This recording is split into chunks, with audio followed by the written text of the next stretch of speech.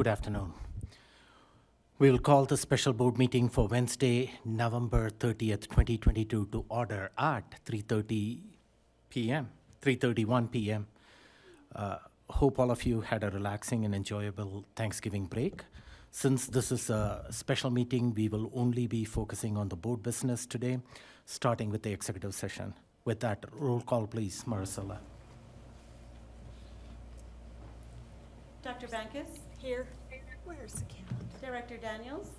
Director Daniels should hopefully be joining us sometime in the next 30 minutes. Director Down Jorgensen? there. Thank you. Here. Director Loma? Here. Been a year. Director Malpacum? Here. Director Nelson? Here. Director Ott? Here. So we have 6 board members in attendance, and Director Daniel should be joining us sometime during the course of the special session. Adoption of the agenda. Director Loma, can you please make the motion to adopt the agenda?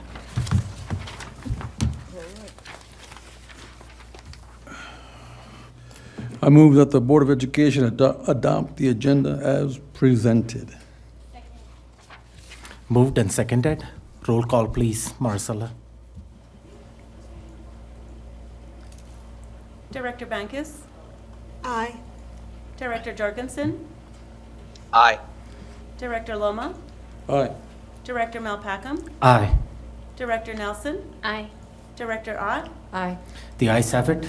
The the agenda has been adopted. So we do have executive session scheduled for roughly 2 hours today. Director Ott, can you please make the motion to enter into executive session? Yes, I move that the Board of Education enter into executive session to discuss legal advice per CRS 246402-4B, particular matter, interest-based bargaining, and meet and confer and negotiations. And per CRS 246402-4E, particular matter, interest-based bargaining, and meet and confer. Moved and seconded. Roll call, please, Maricela. Director Bankus? Aye. Director Jorgensen? Aye. Director Loma? Aye. Director Malpacum? Aye. Director Nelson? Aye. Director Ott? The ayes have it. We will enter into executive session and reconvene for the rest of our special board meeting at approximately 5:30 p.m. back in the boardroom. Thank you.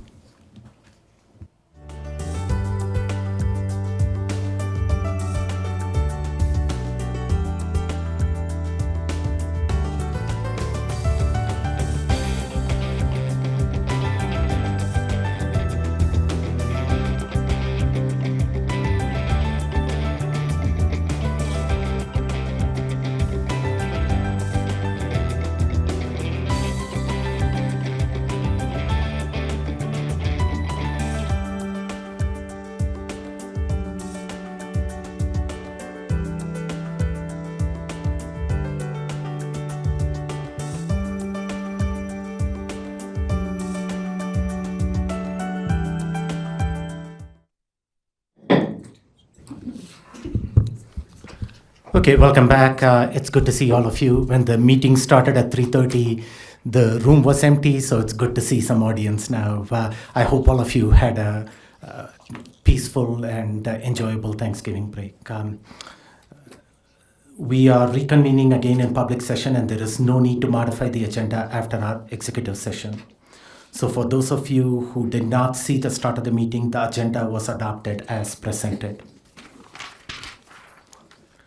So moving on, as we move into a moment of silence, I want to share a brief message and reflect on the what transpired in the Colorado Springs community a week or so back. And I'm referring to the victims of the horrific tragedy at Club Q about 10 days or so back.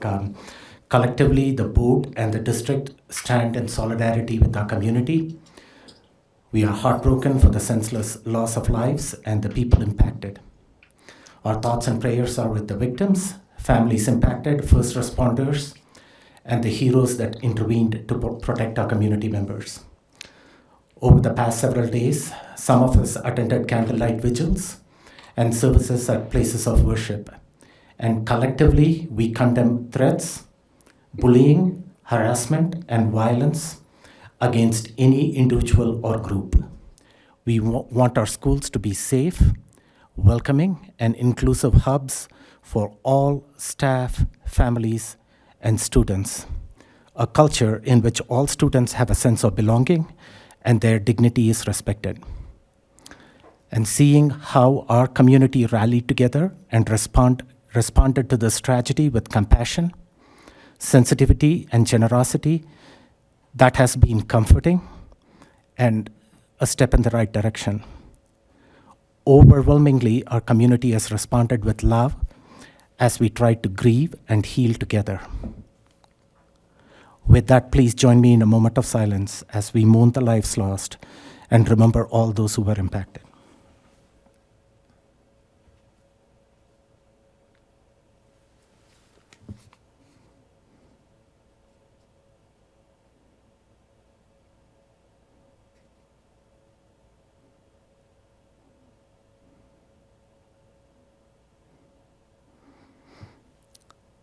Thank you.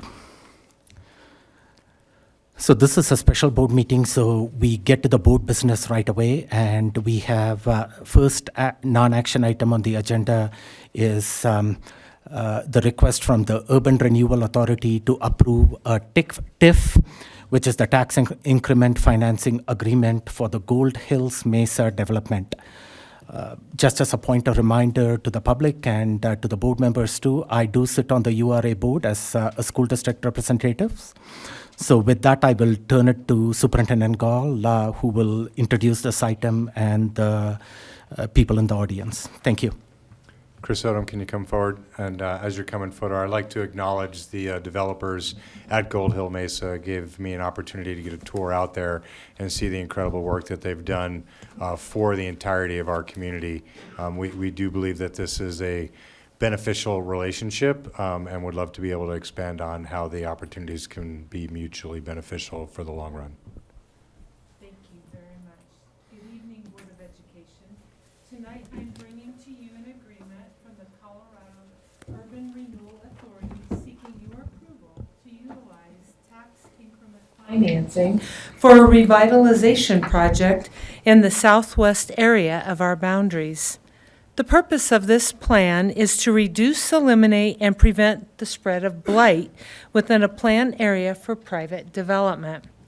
With me tonight from the Colorado Springs Urban Renewal Authority is Mr. Jariah Walker, and from the development team, Ms. Stephanie Edwards, Sam Small, John Olson, and Kevin Jussel. Did I pronounce that correctly?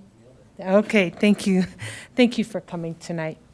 I am going to provide a small overview of the agreement and the project, and then Mr. Walker and the development team are here to share more of the project details and answer any board questions related to the project development and the Urban Renewal Authority's next steps towards City Council approval. Let me first orient you to the location of the Gold Hill Mesa Urban Renewal Project, which is located near 21st Street and Cimarron. And if you don't mind helping me, thank you, Maricela. So this is Cimarron and Highway 24.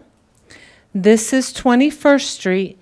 And this is a residential area, Villa de Mesa and Gold Hills Mesa, which is south of the proposed area. This area represents approximately 19 parcels, representing approximately 106 acres of land. This plan is intended, or the vision of the developer is to provide a traditional neighborhood development with a mixed use in a walkable environment with streetscape, open space, parks, and trail connections. This would include approximately 550 residential units comprised of 212 single-family detached homes, 148 townhomes, and 190 apartment units, with approximately 70,000 square feet of mixed-use space for restaurants, general store, a grocery store, and a 100-key hotel. By state statute, the Urban Renewal Authority can use tax increment financing to fund the development of blighted areas that meet the specified criteria. This concept defers the district from collecting on property taxes for this area for a period of 25 years. However, the Finance Act allows for school districts to be reimbursed these funds through state equalization funding. So the district will not lose any funding, it will just come from a different source.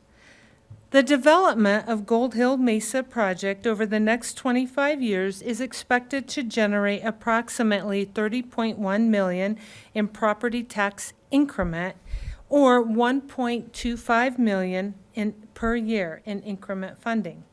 Following the 25-year deferment period, the property tax that has been redirected through the URA will revert back to the district. At that time, the development is expected to generate approximately $1.74 million in total property taxes. This agreement is for a 25-year period from the beginning of the date if it is approved by City Council and go through 2047 for the 25-year term. Mill levy allocation is not assessed during this deferment period. At this time, I would like to ask Mr. Jariah Walker and the development team to please come forward and share their presentation to provide a glimpse of how this area will be envisioned after development. Good to see you. Good seeing you. Appreciate you. Well, hello, board. Thank you so much for having us here tonight. Appreciate it. And thank you, Superintendent Gall, for all the conversations that we've had. You've been a great resource as well. And of course, I'd be remiss if I didn't thank Dr. Malpaka, my board member as well, for all of his efforts with the Urban Renewal Authority. As I was introduced, my name is Jariah Walker. I'm the Executive Director of the Colorado Springs Urban Renewal Authority. And I wanted to give you some high-level bullets regarding how we look at this area, kind of what it means financially to the district. And then I'll introduce Stephanie Edwards to come up and go through the actual plan area just to give you some fun pictures and things to look at. I also wanted to mention David Neville, who is the URA counsel, is in the audience as well. He's the author of the actual TIF agreement between the Urban Renewal Authority and the school district. So this area is a current URA right now.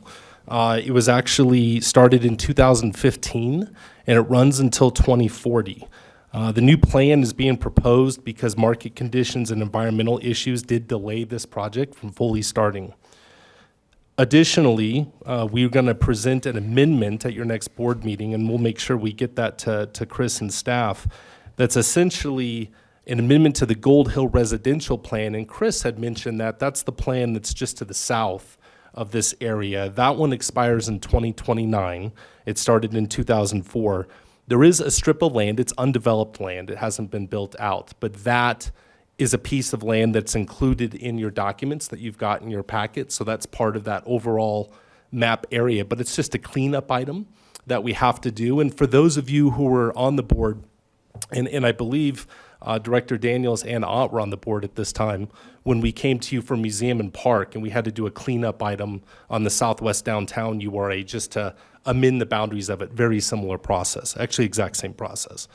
The project is mixed use with residential and retail components. Of course, Chris mentioned that.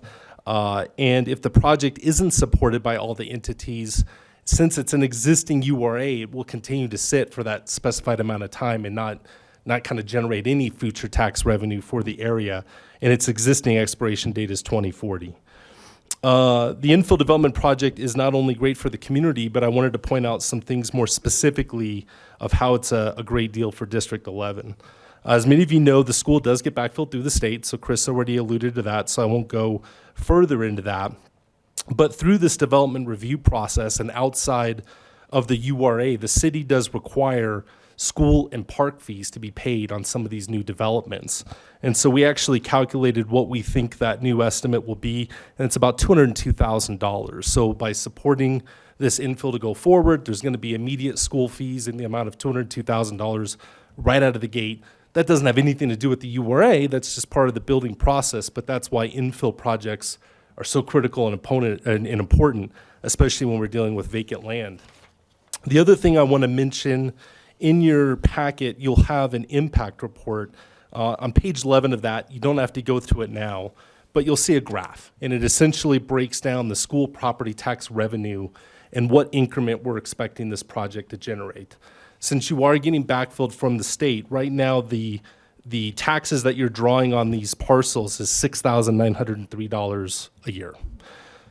We're going to grow that once you're getting backfilled on a yearly basis. Once this gets built out, that number turns into, over average of 25 years, a little over $887,000. So again, very, very critical component. You're going to get backfilled from the state that amount. Right now, you're only getting $6,900. So right there, it's a slam dunk just on its own. The other thing I do want to mention too is obviously new students. Hopefully, this project will generate new students to go into the school district, and of course, you get revenue from the new students who are part of the classrooms as well. Our consultant team, EPS, Environmental Planning Systems, they're not with us tonight, but they did all of this study work, and they do this work all around the state and in other parts of the country.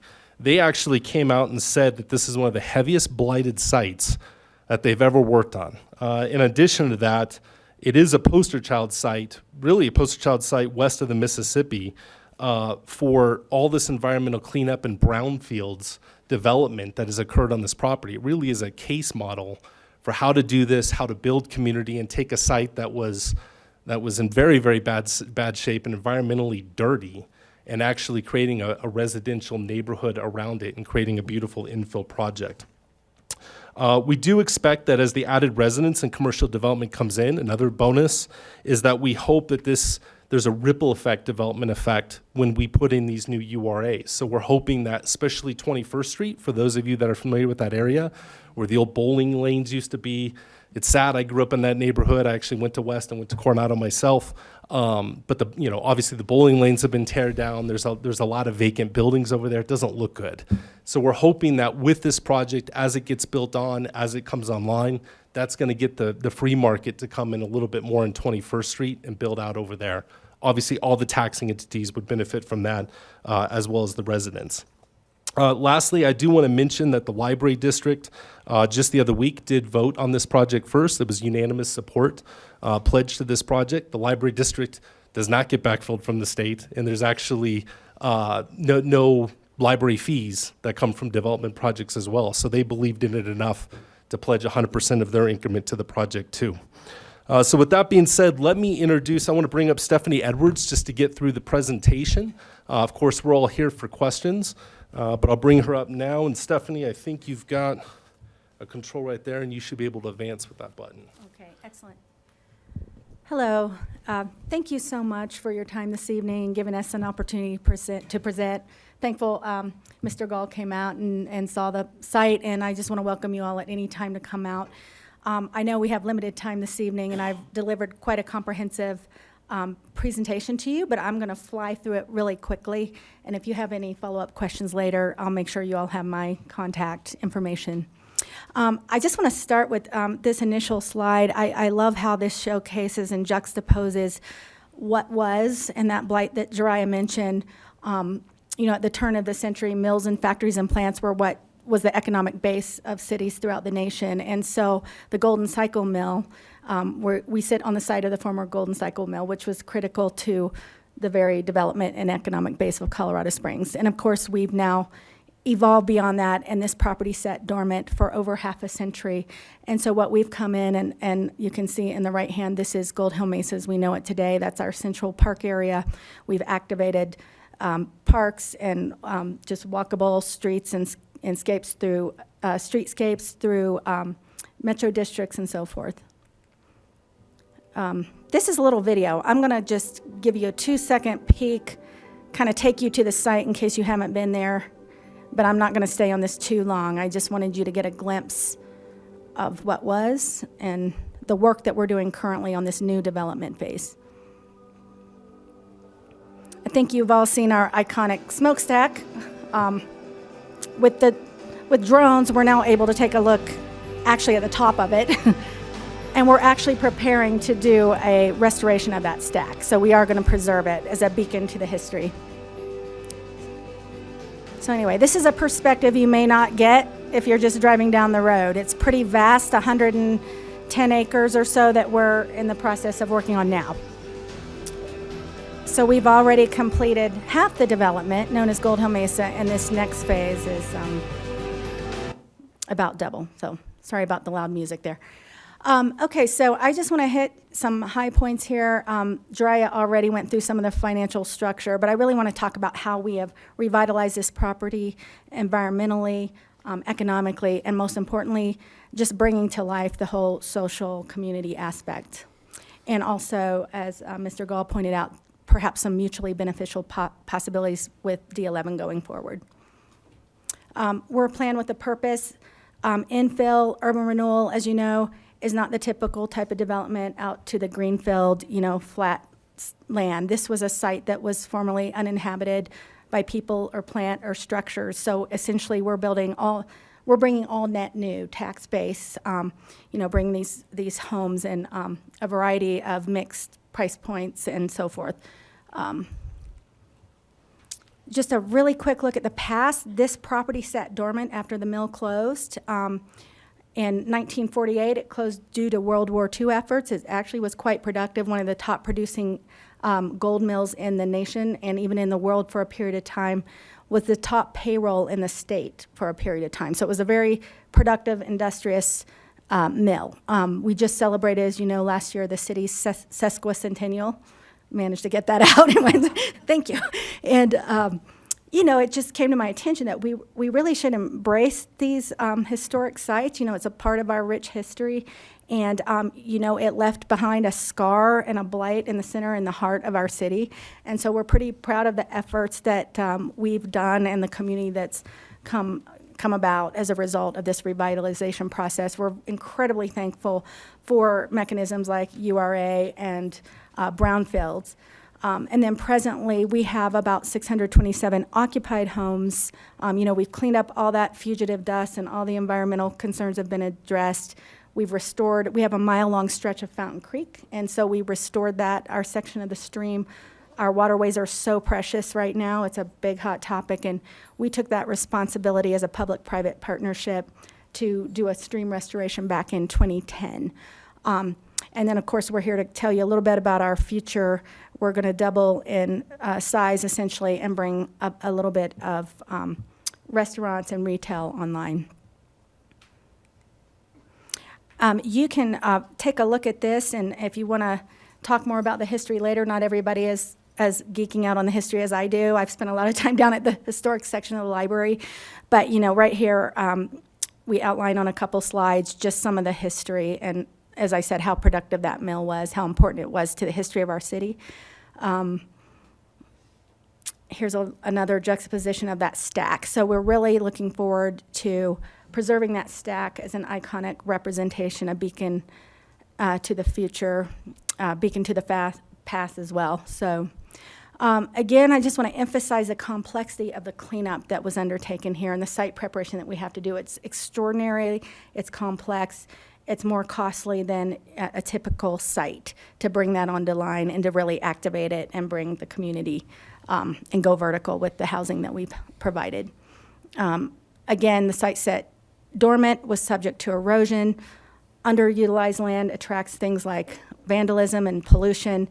The property did not have nutrient-rich soil, had tailings throughout, fugitive dust, vegetation didn't grow.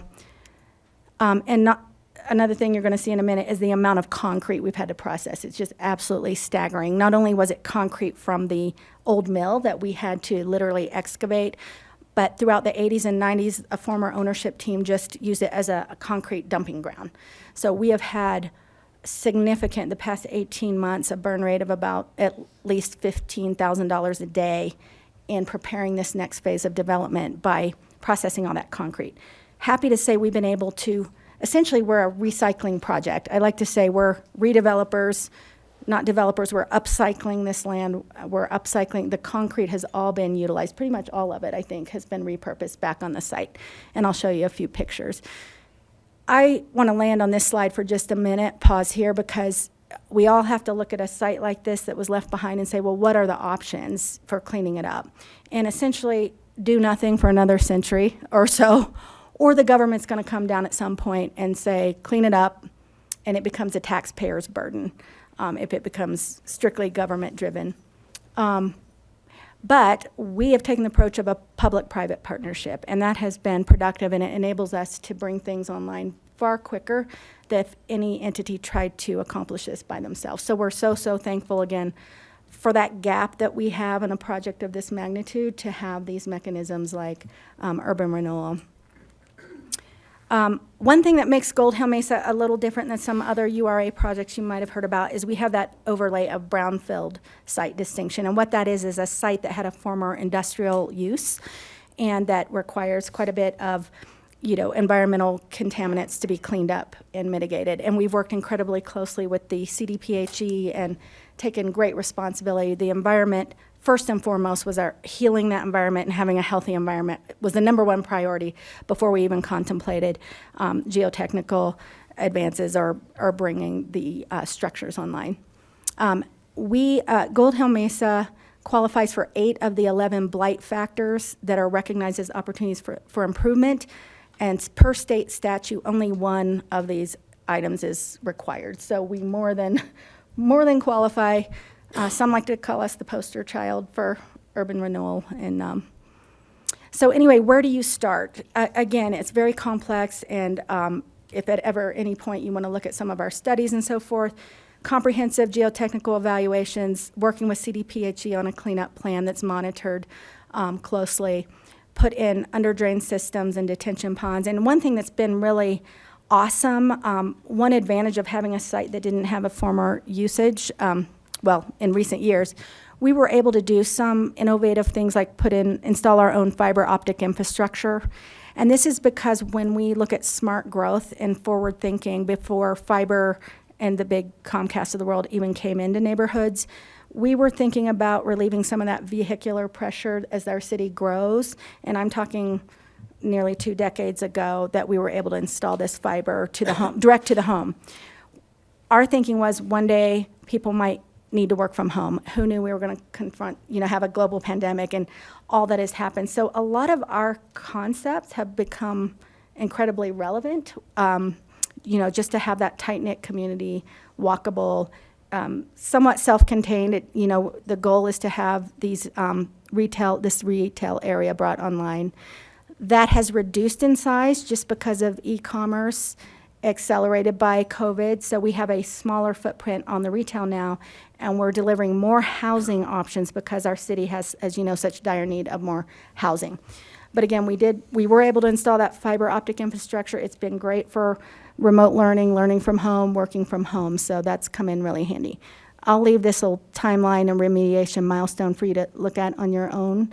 I just want you to have a glimpse of this Fountain Creek restoration project. Incredibly proud of that. Very thankful for the private-public partnership. This was a $2.5 million project. We would not have been able, we had Chapel loans to help fund that. This would not have been accomplished probably for years to come had it not been for CDOT and Stormwater Enterprises in the city of Colorado Springs and us all coming together to work collaboratively. So that's a great example of a public-private partnership. Again, a few more. What we've been working on in recent years is the expansion of the detention pond. I mentioned about the concrete. Thank you. We have essentially 3 football fields of concrete that we've been processing. This is just a little glimpse of what we pulled out of the ground. When I say it's important to excavate your history, we've been doing it literally and figuratively. So this is where the ore carts used to go in, and we have footings the size of semi-trucks. So our team was working hard. If you were to go out on the site now, it's pretty much near getting to the point where we're ready for some of the pad sites to go into place. So massive amounts of equipment. Just wanted you to see some of this effort that went in. And this is something we were able to do actually during those COVID months, because that was something that you could have a lot of socially distancing because not a lot of people were out there observing this. Our smokestack, we're going to start working on that restoration shortly, just in the coming weeks, correct? In a couple weeks, we're going to start the restoration. You'll see people crawling around up on there. So, but again, now what you see today, Gold Hill Mesa, we have clicked off 6 of the 6 themes of the framework: vibrant neighborhood, unique places, strong connections. We have a culture. As a matter of fact, I do want to tout this neighborhood in light of what the tragedy that happened at Club Q, and I appreciate you acknowledging that in a moment of silence. Our neighborhood has a very strong LGBTQ community, and back when the Orlando incident happened, Gold Hill Mesa won the Inclusion Award that year. And, I was like, why does there even have to be an award for this? But the community came together and said, we feel so embraced, so accepted, and so safe in our neighborhood. And it was so heartwarming, and it's so tragic that this now happened in our own city. But I will just say that is something we've been very proud of at Gold Hill Mesa, is that we embrace the humanity. We have a quite diverse and eclectic neighborhood and community out there. So just want to mention that. Working hard toward fulfilling a vision for our cities, implementing the Plan COS on many fronts.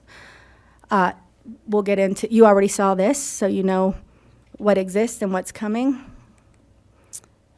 A little bit more, there's a mile-long stretch of Fountain Creek that borders Highway 24 to the north. John Olson, do you want to say anything about the plan here? John is our urban planner. He lives here in Colorado Springs and is a Gold Hill Mesa resident. And a father of 3 D11 students, actually. 1 graduated, but so I'll be real quick with this. Gold Hill, on this site, we've got a lot of slope, right? It's the north slope that's facing Highway 24.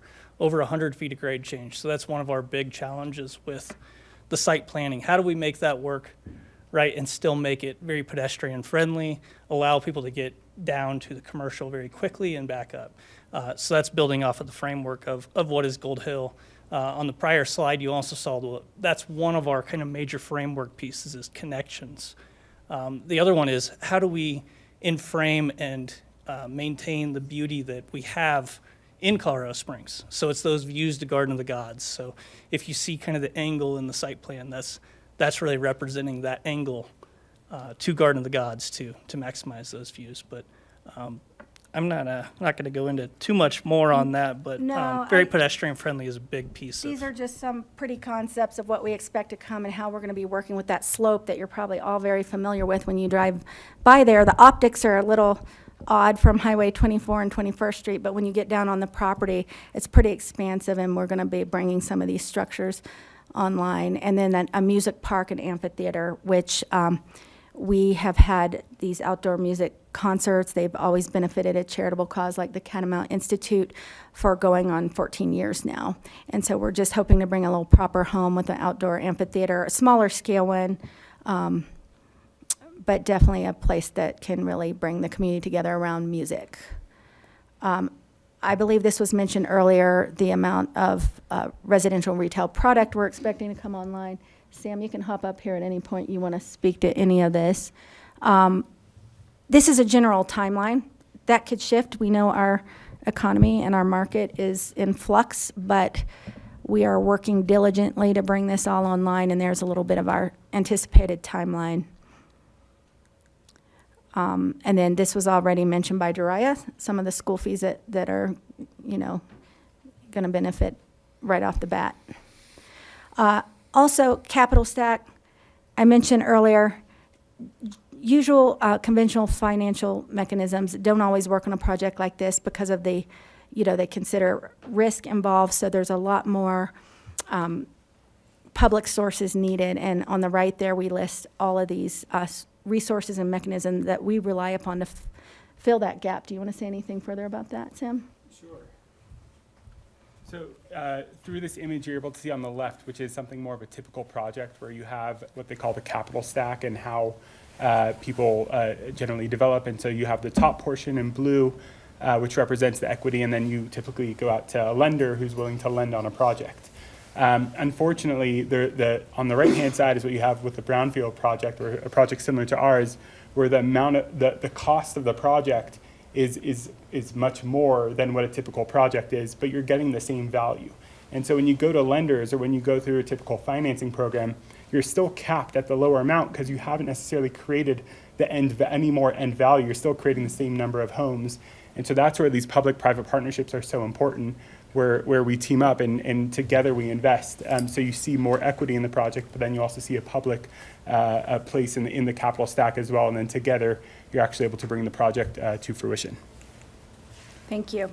Yeah, and this is just a little bottom line cost, when we recently did a refi of our existing metro districts. And so most certainly the developers invested significantly, will never be fully recouped.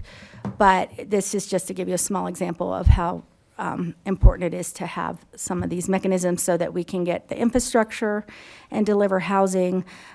Without some of these mechanisms at the full percentage, like when we go for the before City Council seeking a 2% TIF on retail, we look at, if we didn't get the full 2%, what kind of things might be harmed by that. And over the course of 25 years, it can be pretty significant. It can translate to more housing. It can translate to the velocity in which we're able to deliver more much-needed housing. It can be certain amenities like public parks that we're not able to deliver. So, we can definitely look at how to quantify how important it is that we have that full amount. And that doesn't so much apply, I think, here, but, when we do go before City Council, that's going to be just an important conversation to have. This is an example of being able to bring these parks online now. This is our community gathering for these concerts and walking. Currently, 627 households. We're complete with what is Gold Hill Mesa's today, filings 1 through 10, the residential portion. We dedicated about 15% to pocket parks and greenways. We've planted over 2,000 trees. One thing I want to just land on, and then I will, stop talking. But Mr. Gall sent this data from, and I need to zoom in even though I'm wearing my glasses. But we have about 31 families that are in the district right now. You guys probably already have all this data, but it looks like there's 35. It's only 35% of the potential, and so we are very much willing to engage in that conversation. I've been at Gold Hill Mesa for 15 years myself. I was involved in when the first families moved in. Oh, we don't have a school bus route here, so just even literally putting ourselves on the map and reaching out to the school and getting the bus route lined up and all that. So. And years ago, we met pretty regularly, or I did, with the principal for Midland Elementary, hosted some of their board meetings over there. So we're certainly happy to engage. We're really proud to be in District 11. It's very mutually beneficial to be community development. The relationship with the school district is so important. Not only is it good to, you attract students and retain students in a district where they find a home school and they're happy. So we definitely want to do anything we can to collaborate. If we want to set the conditions and find the opportunities to help promote the district, and we talked about that. Maybe even having just some possibilities, information nights, showcasing D11. Arts and education is so important to us up at Gold Hill Mesa. We have the Art on the Mesa and Music on the Mesa programs, and I would be delighted if ever your high school bands or your bands want to come and perform during some of our concerts. And then also we have a rotating art exhibit. We started in the community center during the Waldo Canyon fires. We were approached to showcase a memorial to the homes that had burned, and we hosted, there was a photojournalist that did an exhibit there. And ever since that time, where we really brought the community together around the arts, we have rotated an art exhibit, and now we work with Cottonwood Center for the Arts, and it would be really delightful if we had, some D11 art represented there. And so we're open to things like that, if it's beneficial to just cross-promoting and showcasing this school and engaging our community to understand your programming better. And then I just mentioned here, engaging in D11's mission to create experiential and personalized educational pathways by partnering perhaps some seminars and internships associated with urban renewal, land planning, and Fountain Creek watershed. I think we're just a big learning platform out there. We are a case study in a lot of very interesting areas of study that Many times children don't get inside the classroom. You know, you can't beat experiential learning or internships. So we're certainly open to that. John Olson is an instructor at Colorado State College in urban, what is it that you? Sustainability. Okay, yes. So a lot of opportunity there. We've already been doing this. This wouldn't be something new. Catamount Institute has done Water Week out at our section of Fountain Creek. We do a fundraiser for Bear Creek Nature Center. We do a fall harvest festival. We're certainly willing to engage in these kind of programs. We raised $10,000 that purchased a microscope for children to come in the nature center and look at leaves and plants. And so very proud of these educational efforts we've done over the years. Pikes Peak College Zoology exhibit at our concerts. We've done regular tours with courses, a lot of college classes. And we've done regular Lunch and Learn series up there. So learning and growing together, future programming and promotional possibilities.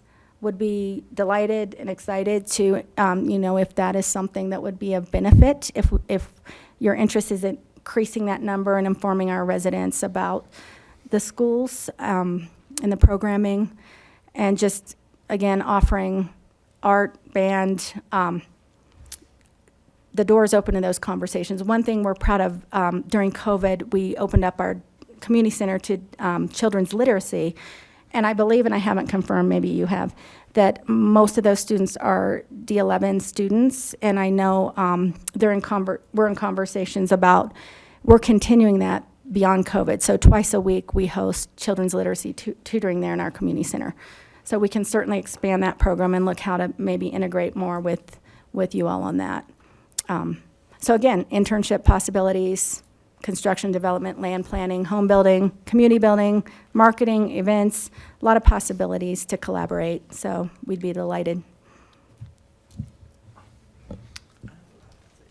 You have something more to add, Jerry? No, I was just going to say, open it up for any questions if any of the board members have them. Yeah, thank you. Thank you for the presentation. Appreciate all of you being here. While you guys are making the presentations, I have 3 text messages of people telling me that this is an exciting project. I want to move there and things like those. So I think you came here to ask the board for something. This turned into a marketing opportunity for you to market your program. So it's just exciting to see that you guys are taking a land that is blighted, and you identified 8 of the 11 factors out there, and environmentally friendly, and a dumping ground, essentially, it has been for several years, and making it healthy and safe, and cleaning the contaminants from the mining era. So thank you for that, and I appreciate also that you are going to preserve that smokestack that's part of our cultural and historical heritage out there, historical heritage more so. And then I think some of the things to summarize what Jariah said, in the current condition, I think the district receives about $6,900 in property tax every year. And when fully developed, we will receive anywhere from $800,000 to $1.25 million in annual property taxes over the next 25 years. And that is kind of the request in front of the board today, to move that tax increase from that urban renewal zone, for that urban renewal zone from our general fund to the urban renewal district, to help with the cost of the public infrastructure improvement. And as Ms. Odom said, the fiscal impact on the district is roughly $22 million over that time frame, but it was the district is held harmless as the state of Colorado backfills that loss, general fund incremental property taxes. And then the added benefit is the students moving into that area, and we have an opportunity to provide support and educational opportunities for the families and the kids. So overall, it's a positive impact from every angle that I see. So, couple of questions before I turn it over to the board too. So would it be safe to say, without this TIF financing, this project would not be financially feasible? That is absolutely correct. Okay. And then I think if we go back to and you don't have to do that, I was just going to point out where Midland is in that whole, the picture that you showed, I think Midland is just right across the street from 21st Street on the other side. So Midland is going to be directly impacted by the development that is going to be taking place out there, and hopefully with more students coming in there too. So with that, I'll first turn it over to the board for questions. Director Bankus. I had questions about the sizes of the houses. In the pictures, they seem to be either really small or whoever I'm talking to. Any of us, but we're just bringing up, just Yeah. depending on the So question. some of them look small and close together, so I'm wondering how many bedrooms those have, and then others, so I'm looking at how many bedrooms the houses have, anywhere from, Yeah, so we, as the developer, are doing the horizontal and the site development. And so generally, we're selling a lot of the lots to home builders who ultimately build the homes that they've designed and permitted. So I would say there's a lot TBD, kind of, or to be determined ultimately by the home builders that purchase the lots. Oh, I see. Which hasn't occurred yet, right? And so we can speculate a little bit. So generally speaking, the lots are smaller than what you find both at Gold Hill Mesa that's existing, and then also much smaller than what you'll see at in a more traditional suburban community. I would imagine they'll range anywhere from 2 to 4 bedrooms. But I can say, the multifamily units which we're designing currently will be on the smaller side. So it's gonna be a lot more studios, 1 bedrooms and 2 bedrooms, probably less 3 bedrooms. There will be some a large number of townhomes and duplexes that we're also talking about designing, and those will be primarily 2 and 3 bedroom units. What I've just described there is about 65 to 70% of the total homes that will be there, that we have more control and more say over because we're going to be developing or have some participation in that development. But the single family homes that will be for sale are relatively small. So a typical lot that you'll find in a suburban area is about 50 feet wide by 100 to 120 feet deep. That's more suburban. Ours are, I would say, 28 feet wide to 55, 60 feet deep. So it's actually about half the size of what you'll find in a more typical suburban community. Thank you. And then in the multifamily, is that going to also, the apartments, is that going to be also 1 to 3 bedrooms? It'll be primarily studios 1s and some 2s with a handful of 3s is what we're thinking, but we're still in early design stages of that. Okay, thank you. Sure. Just to add a bit to that, and with the existing residences, the lots by design, kind of the bigger purpose is to bring more density into the urban core.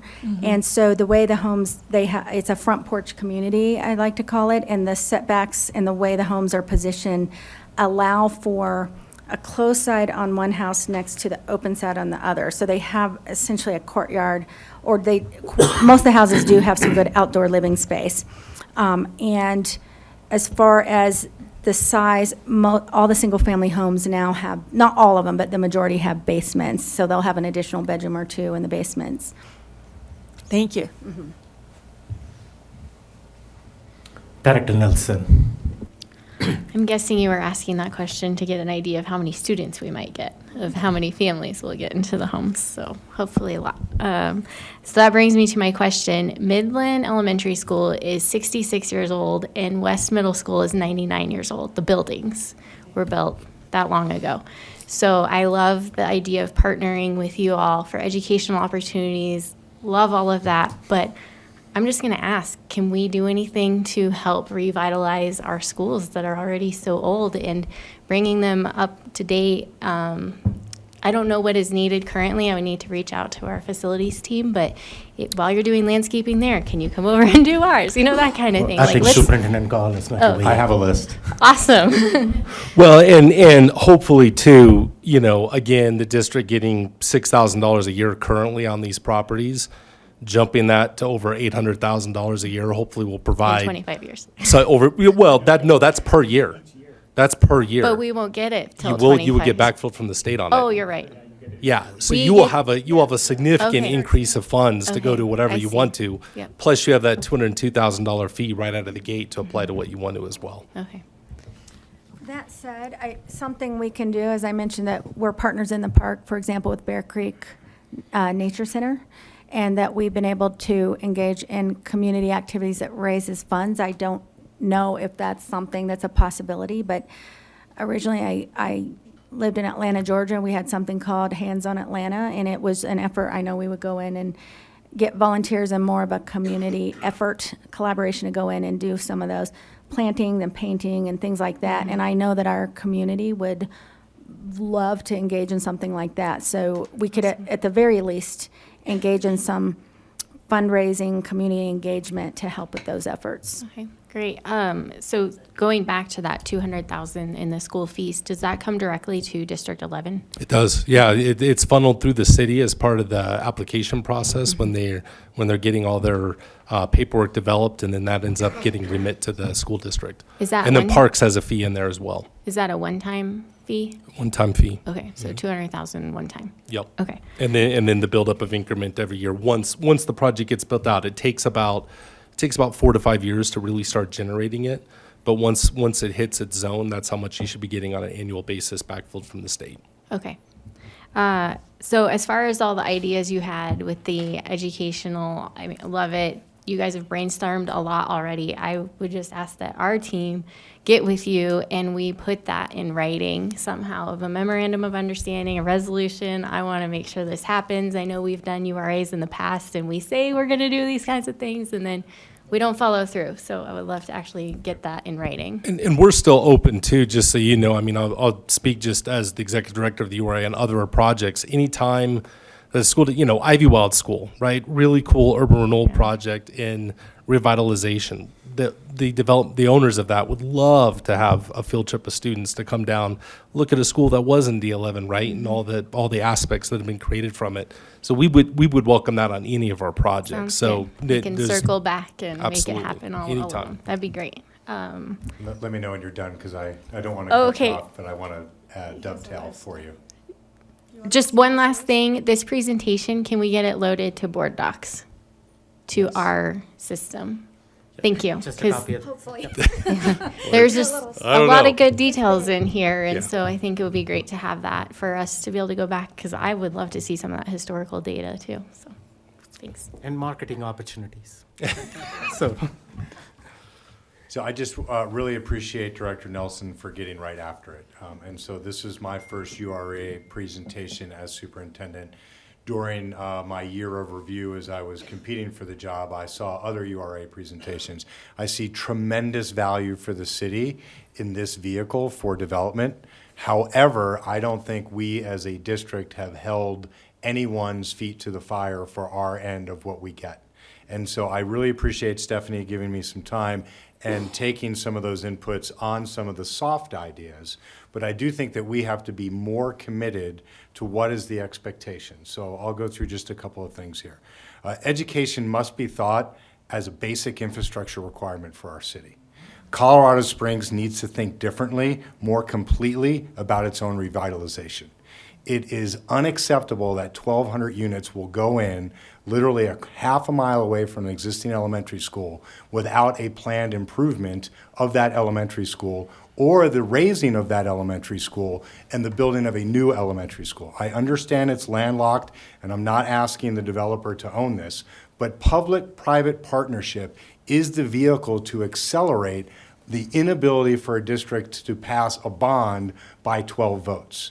This is a win-win-win for everyone. We need to think differently about it. And so albeit that this ship has already sailed, and my recommendation is that we support, I think the board should consider allocating and earmarking this $202,000 specifically to infrastructure upgrades to the elementary and middle schools that are most likely to serve the community of Gold Hill Mesa, since we can't build the school there. At 35% of market share is 31 families. Roughly, that would have been 100 families at 100% market share. And then in doubling the size of that community with the second phase, that's up to 200 families.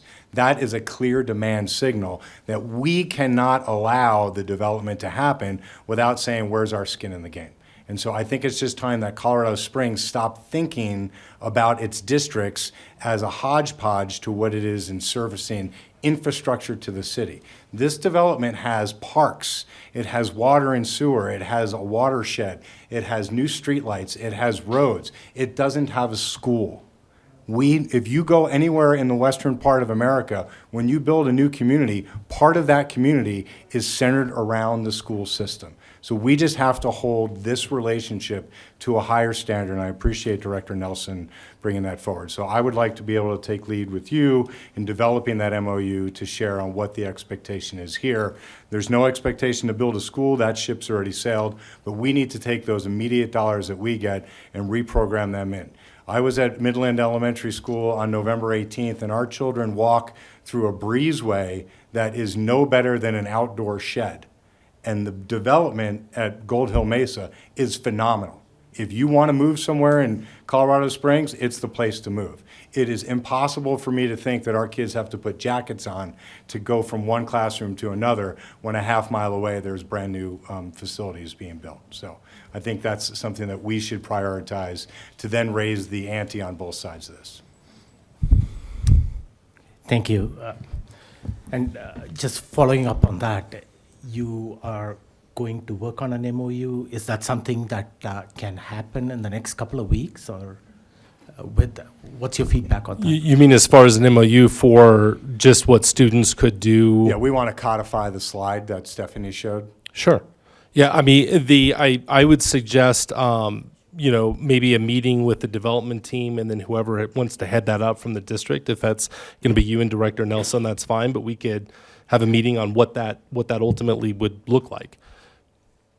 Yeah, because I think, what we put down were ideas that are very feasible for us, things that we do now that we could tailor with you, but certainly if we could collaborate, and hear your interest in how that would inform a potential MOU on some of those program opportunities. It can be educational opportunities. It can even be marketing opportunities. If we are only capturing 35% of the families out there, what is it that we can do to capture the other, at least another 30% of the families back to our schools? So maybe a community night with District 11 being featured out there. Some of those things that can be captured. Having a clear understanding of your objectives. Yep. And if it's to increase that market share, and definitely if we can pull a thread on some of those opportunities. Yep. I'm actually a resident of Gold Hill as well. One of the things that this project will help bring is that better connection of sidewalks to get to Midland Elementary. That was one of the barriers, right, for my kids to go to Midland Elementary. My son went there for 2 years. As I mentioned to Superintendent Gull, he now goes to Halbert, still in D11, but if I'm going to drive somewhere, right? So that's why he ended up going there. But the sidewalks and the connectivity, we will actually have a stoplight at Broadway, which is what Midland is on. That's going to go a long way, I think, to helping connect Gold Hill Mesa and Gold Hill, whatever we're calling it, the North Slope, right, to Midland Elementary. Okay, thank you. Director Loma. You stole my fire. I was going to say, why don't we just tear down one school, give you that property, and you build another school for us? That would be the most ideal thing for us. But I guess he had mentioned that ship sailed. I wish I should have known the ship was on the coast. I would have shot it for that. That would have been a good idea. For the reasons were mentioned throughout this discussion, our infrastructure in D11 is wanting, and we are not developers. You are, and you guys know the benefit of schools. I don't have to explain that to you. That's why you're here. But I'm sure there'll be other projects, other opportunities. There's a lot of land there, but I do think, in the vein that our superintendent was mentioning, that I very seldom have seen a development go up without a school. They have a park, but I've always seen a school in a new development, but it's lacking here. We need that type of partnership to go into the next century. And just like you need it for us to take you to that next century. Anyway, those are, everything's been said, so I'm not gonna beat a dead horse. But it's not a fault or anything, just, something that we need to work at. Thank you. Thank you.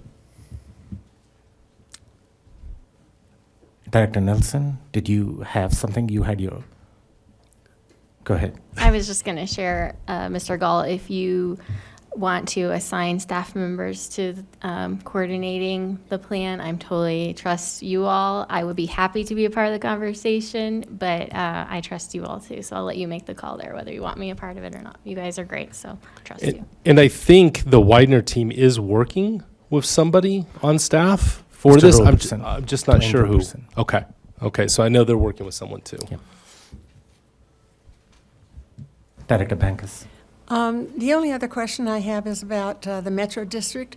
Can you say something about the relationship, I guess is the question, of a Metro District and how this money is coming to us? Because I thought Metro Districts were independent. So They are. It's just listed as a sources and use. I mean, it's a tool that the developer's using, but it has nothing to do with the URA itself. So Okay. as far as it relates to this body, that's not part of the conversation. That's a totally different aspect. thank you. Yeah, absolutely. Yeah, sorry to confuse you with that. I just wanted to list out all the various mechanisms that we are reliant upon that are public. Gotcha. Director Ott. Thank you. So I gave Jariah a heads up on this question, but I will add to it. So the question, certainly the word bond has come up here a few times, and it's something the district certainly could use to address infrastructure issues. So if the district passes a bond, then you said that the district would get those funds. Absolutely. correct? Okay. Yep. So not only will you get that backfill mechanism through the state for what's built, but if you pass a bond, no levy override, then that money, that does not get pledged to the URA or this project. That would be net new. Okay. So whatever development is built on there, whatever that incremental mill amount would be, would go directly to the district. That would not come to us. Okay. And so what you are saying is that is not, that's not backfill from the state, right? Correct. It's Okay. and it's not Just captured. straight up Yep. to the district. Thank you. If I may add on, and I could be wrong about that, the bonds are not impacted at all. It's the future mill levy overrides that the district may pass. We capture the entire amount. They don't get to keep any of it. Yeah. Any other thoughts or questions on this topic?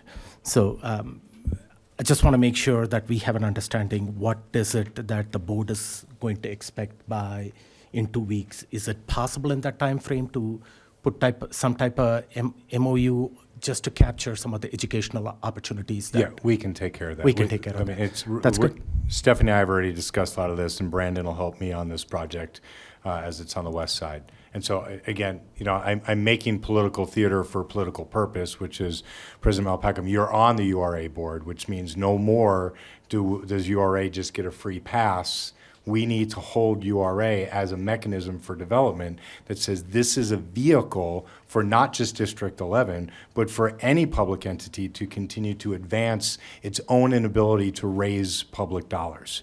That slide that shows the clear relationship between the public-private partnership is the wave, as we have spoken earlier, as I look at Darlene, to change the narrative.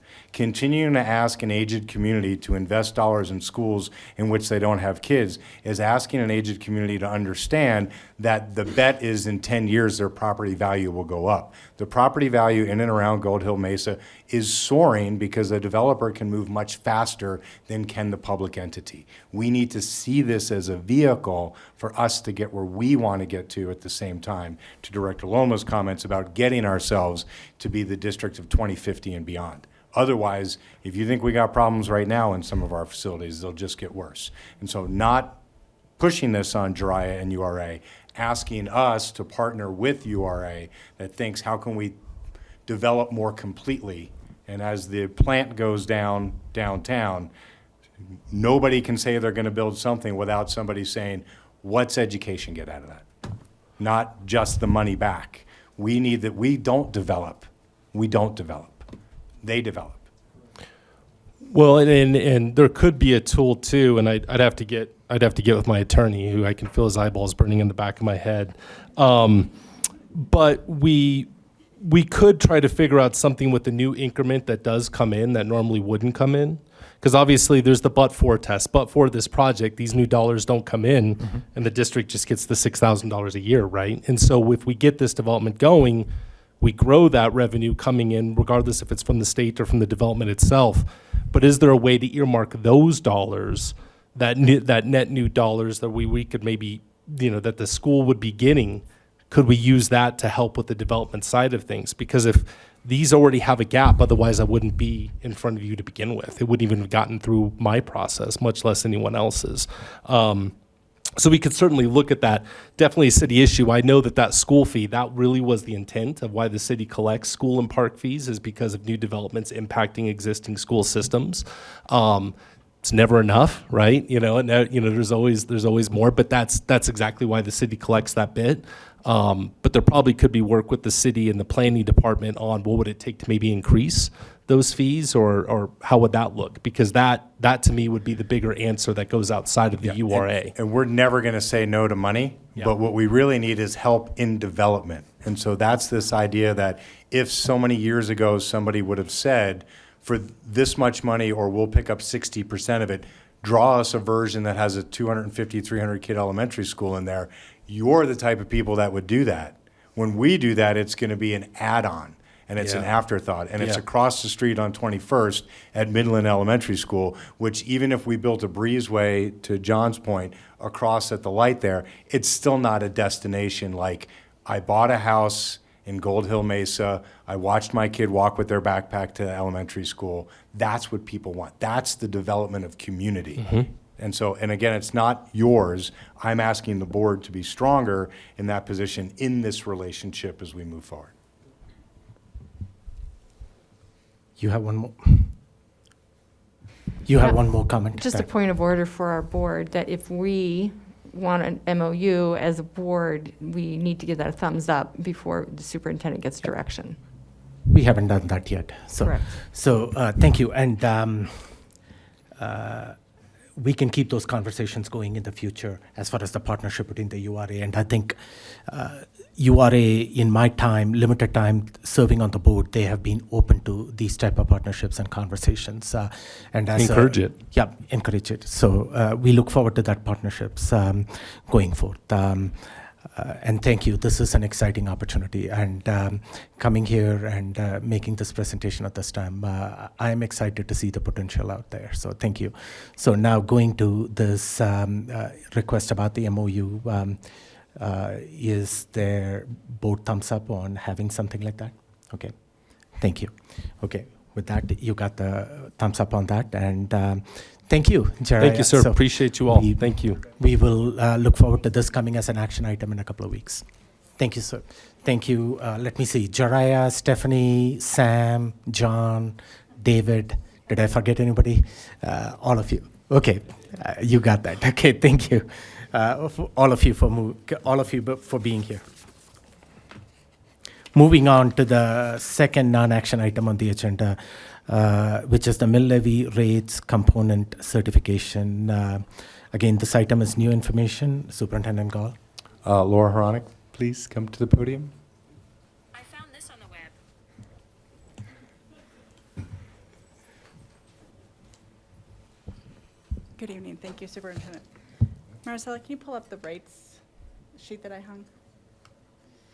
So under state statute, we're required to certify our mill levy rates no later than December 15th.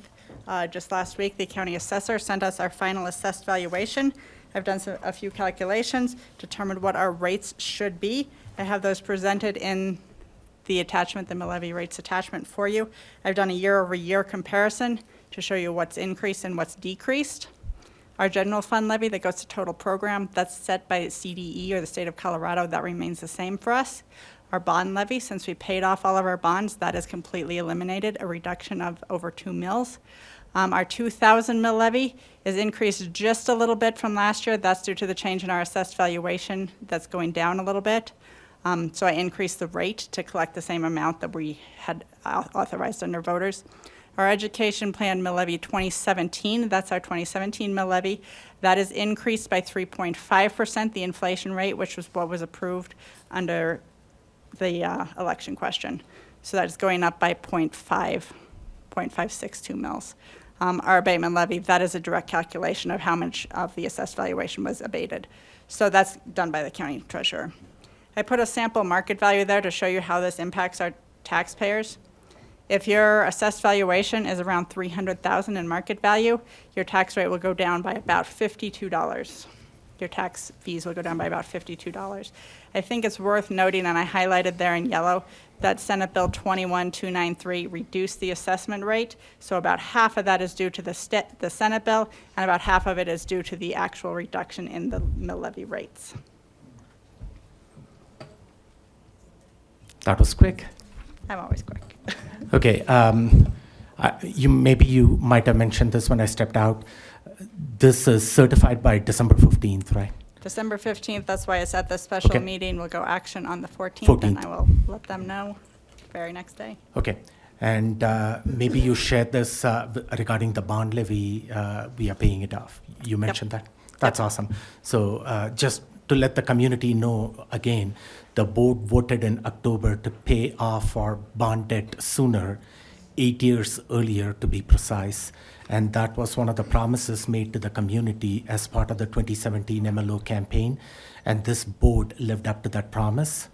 And the district is free of bond debts, and responsible stewardship of taxpayers' dollars is an important responsibility of elected board members, and all of us take that responsibility earnestly with seriousness, and that's going to result in the savings that you see, about $52 for an $300,000 home. So,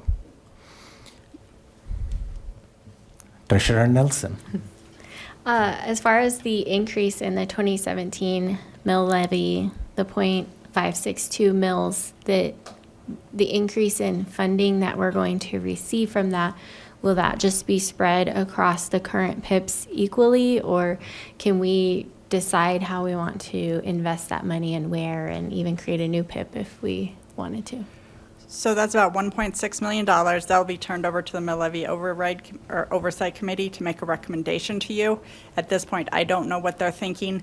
I would recommend personally that it allocate it to one of the existing PIPs rather than a new one, since that was what was approved by the voters. But that's ultimately the mill levy oversight committee. Okay. Is there a timeline that we need to figure that out by? No, I will recognize that revenue this year, so you can spend it as early as mid-year budget.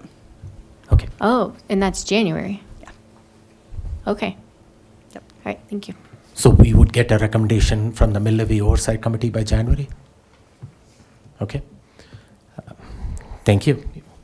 Any other thoughts or comments or feedback on this? Seeing none, thank you. And this comes as action item 2 weeks from now.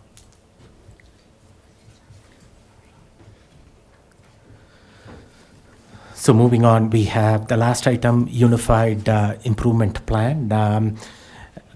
So just to provide a review, over the past couple of months, the board has heard and weighed in on several school improvement plans. These are the schools that have been identified as priority improvement or turnaround schools, and we are going to review the plans for 2 schools today, Penrose and Twain.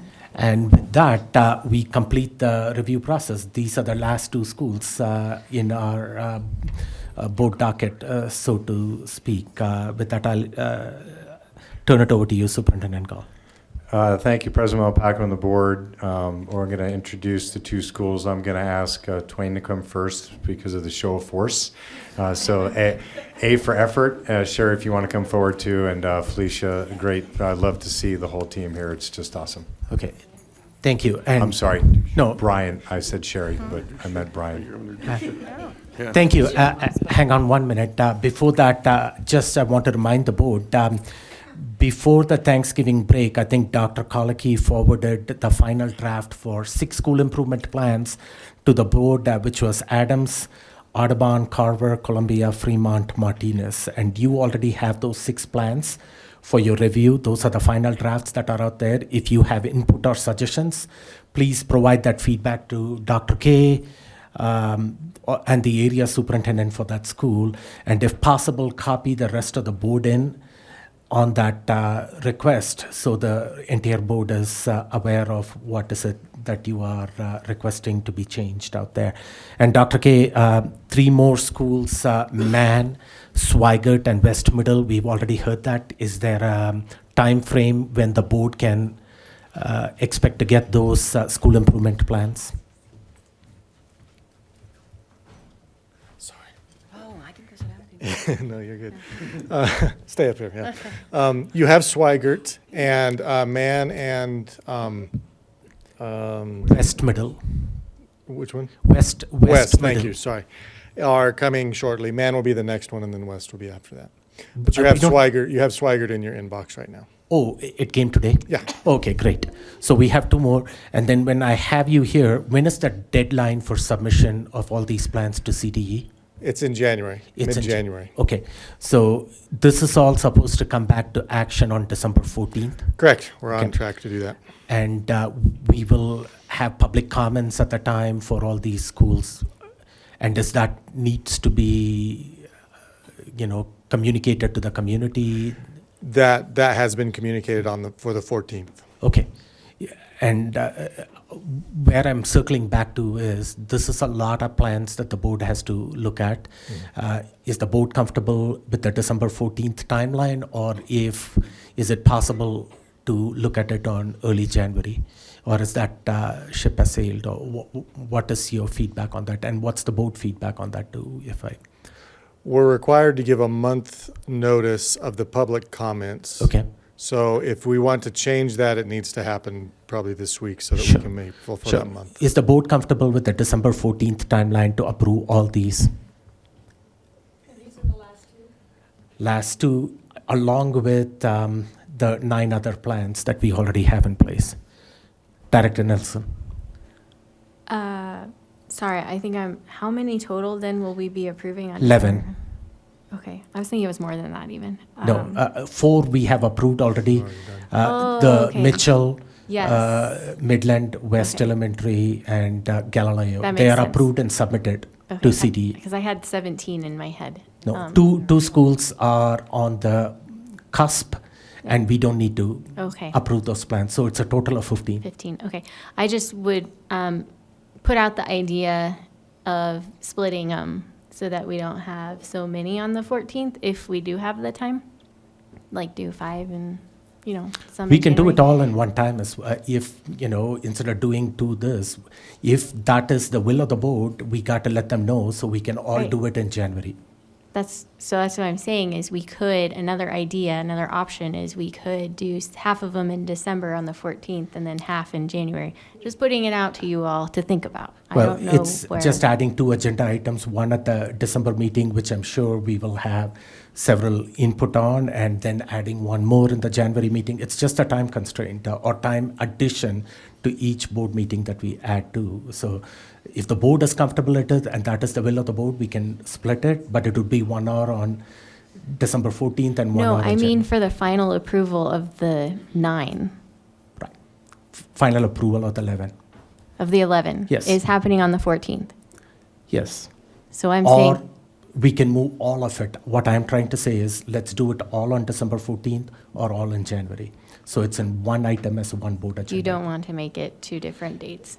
If that is the will of the board, we can do that. It's just, once it is on the board agenda, I'm sure the way the board processes the business, it's going to be an hour on each board meeting. And if the board wants to do that, we can certainly add that.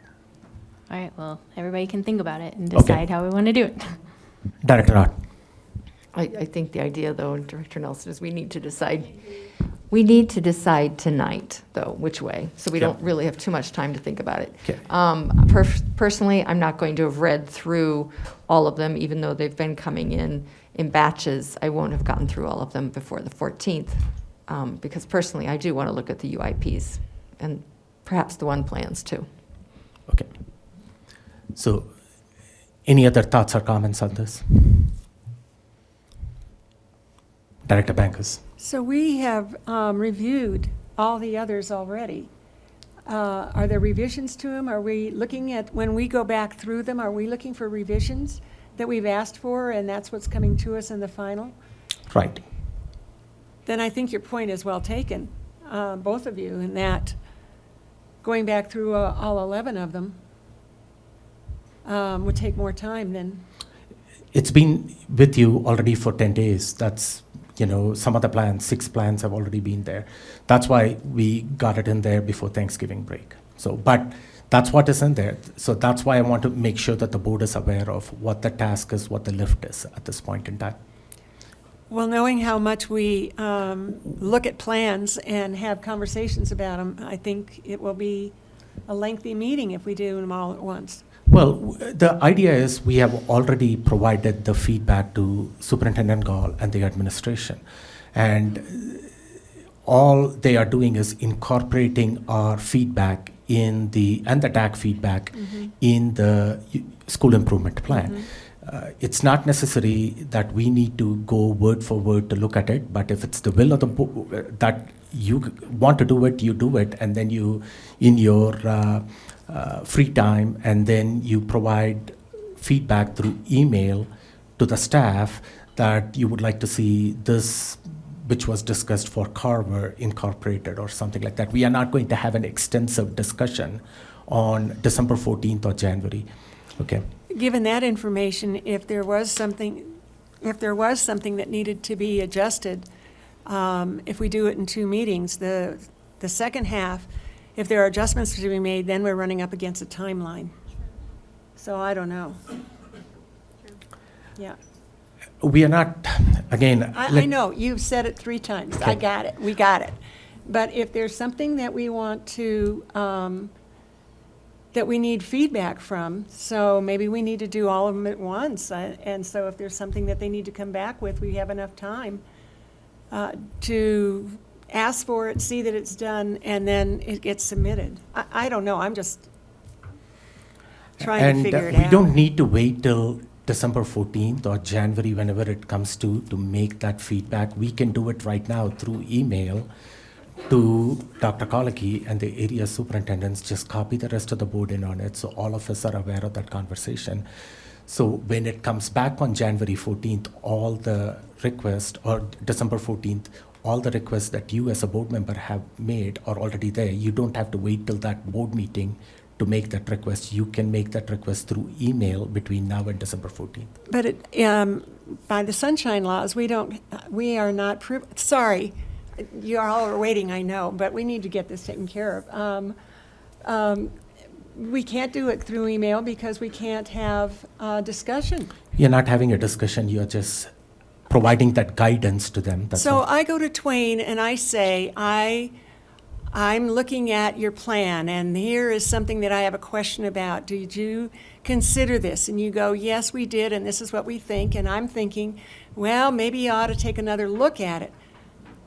That's only my idea. And why should Twain have to be put on the spot for one person? Okay. The only Where way that when I we- can answer that question is that we have already provided all the guidance that we need to Twain. It's only reviewing whatever guidance. We are not providing new guidance going forth. We have already provided the guidance to Twain today. We have provided the guidance to Mann 2 weeks back. We are not adding any new guidance to it. We are just going over and making sure that the guidance that we have already as a board provided is incorporated in the plan. It's not adding new guidance in there. Okay, so there's not going to be discussion. Got it. Yeah. Director Ott. Thank you. Just one note. I think that as board members, to Secretary Bankes's commentary, we should not individually be, making suggestions and guidance. So there is that. And I think that the superintendent might appreciate, since we have the one employee, and he's it, that we give him the information and he can guide the area superintendents and Dr. K. So while we might copy them too, if that's okay, he has made it clear that he would like to be the funnel, if you will. Perfect. Yeah, just to double down, we believe that we have presented highly viable and successful strategies, with 2 more forthcoming. What has been missing due to the volume was the ability to get the actual CDE UIP up and loaded. So what I was anticipating, based upon what had been the informal agreement, was then that we would be providing them 3 weeks afterwards, is what I think we said. Is that right, David? For the board to be reviewing on a rolling basis to say, yep, what we heard is what's up there now. Not to be rereading and saying, you know, I'm thinking differently about Carver now than I did 4 or 5 weeks ago. We've incorporated the feedback. Most of these have been at least what I thought tacit approval of the strategies. If the board isn't approval of the strategies, then we need to go through the actual UIP document one by one. But I think that we're getting thumbs up, looks good, put it on the website. However the board seeks to review that, if there are minor critiques, funnel them to me, I'll get them to the team to correct them. If we want to, you know, the formatting was off or we have a misspelled word or something like that. But I think strategy review is over. Okay, I think you perfectly captured what I was trying to say, Superintendent Gall. So it is not new input that we are providing, it's just already the feedback that we have provided. Is that captured in the improvement plan? And I'm sure it would be not only our input, but the DAC input. Director Nelson. I just would ask, I haven't looked at what is coming up for that December 14th. I know we all along have said we're going to look at all of them on that date, and now we're considering changing it on you all. I don't know what else is on that agenda, so I would just ask that it be lighter, that there not be a lot of other things we need to be studying. Well, you're shaking your head over there. It's not. So are there things that could be moved possibly to January, just knowing that we have all of this to review? Yes, we've had 6 of them to review over Thanksgiving break. I did not. So I will start my homework now, but it's going to be a lot of homework for us. So can we look at that agenda, see what can be pushed? And also just informing or reminding everyone that sorry you had to sit through this, but because of sunshine laws, we can't have these kinds of conversations except for in this venue. So I get that it might have been painful, but thank you for your patience. And the other thing I want to add is, like, I mean, as you're going through the USIP, you may find some grammatical errors or spelling mistakes. Those are all, I don't expect to be having that discussion publicly on December 14th or January, whenever it is. I'm talking about like what Superintendent Gall talked about. If those are issues, please communicate that directly to the superintendent through email. Director Bankus. So is our agenda for our next board meeting full? Not only with the 11, but many more things? Yeah, we have 2 charter transfer applications coming in front of the board that will take a bulk of time. That's what I thought. Yes. So. Yeah. Oh, and we'll also be doing our showcase for all things Mitchell, the Mitchell Promise. That'll be part of the school spotlight and my superintendent's report. Okay. But it's not a light agenda on the 14th. Okay. It certainly isn't.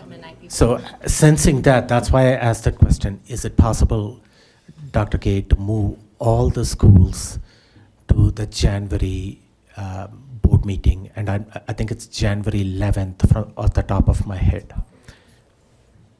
Yes, it is. We just have to put out a public notice for public comment 30 days before that. Yeah, you have time. It's Yep. only November 30th today. Yep. So So can that you would do work. that for January 11th? Can we move all of it That's- to January 11th? So then the board has time to review everything over the next month and 10 days. And then please provide that feedback directly to Superintendent Gall. And then I would recommend that the copy the rest of the board, so we are all not submitting the same request over and over again with that. And we won't have any discussion about that. It is just going back to the conversation that we had as non-action items of these items and saying, hey, I don't see this incorporated. That's all. Okay, thank you. Yes. Just a point of order for the previous presentations that you have done. The board has moved to table those items for a very specific date. So you would have to make a motion today to I was coming to table that. those. I was Yes. coming to that. Thank you. We will do that at the very end. Okay, thank you. Dr. K, we are done, I think, with that. With that, we'll move to the... Brian, Felicia, Twain. all of Twain, the power of Twain. Thank you, President Malpacum. Thank you, Superintendent Gall. Fellow board members, we appreciate your time tonight. And honestly, before we dive into this, we do appreciate the hours and time you're putting into this work, because as you can see by not only the 35,000 Twain staff members that are here, they've put a lot of work into this. So they appreciate the fact that you're honoring that work and the dedication and passion they put forth. I've walked the classrooms, I've walked the hallways, I've been a part of their meetings.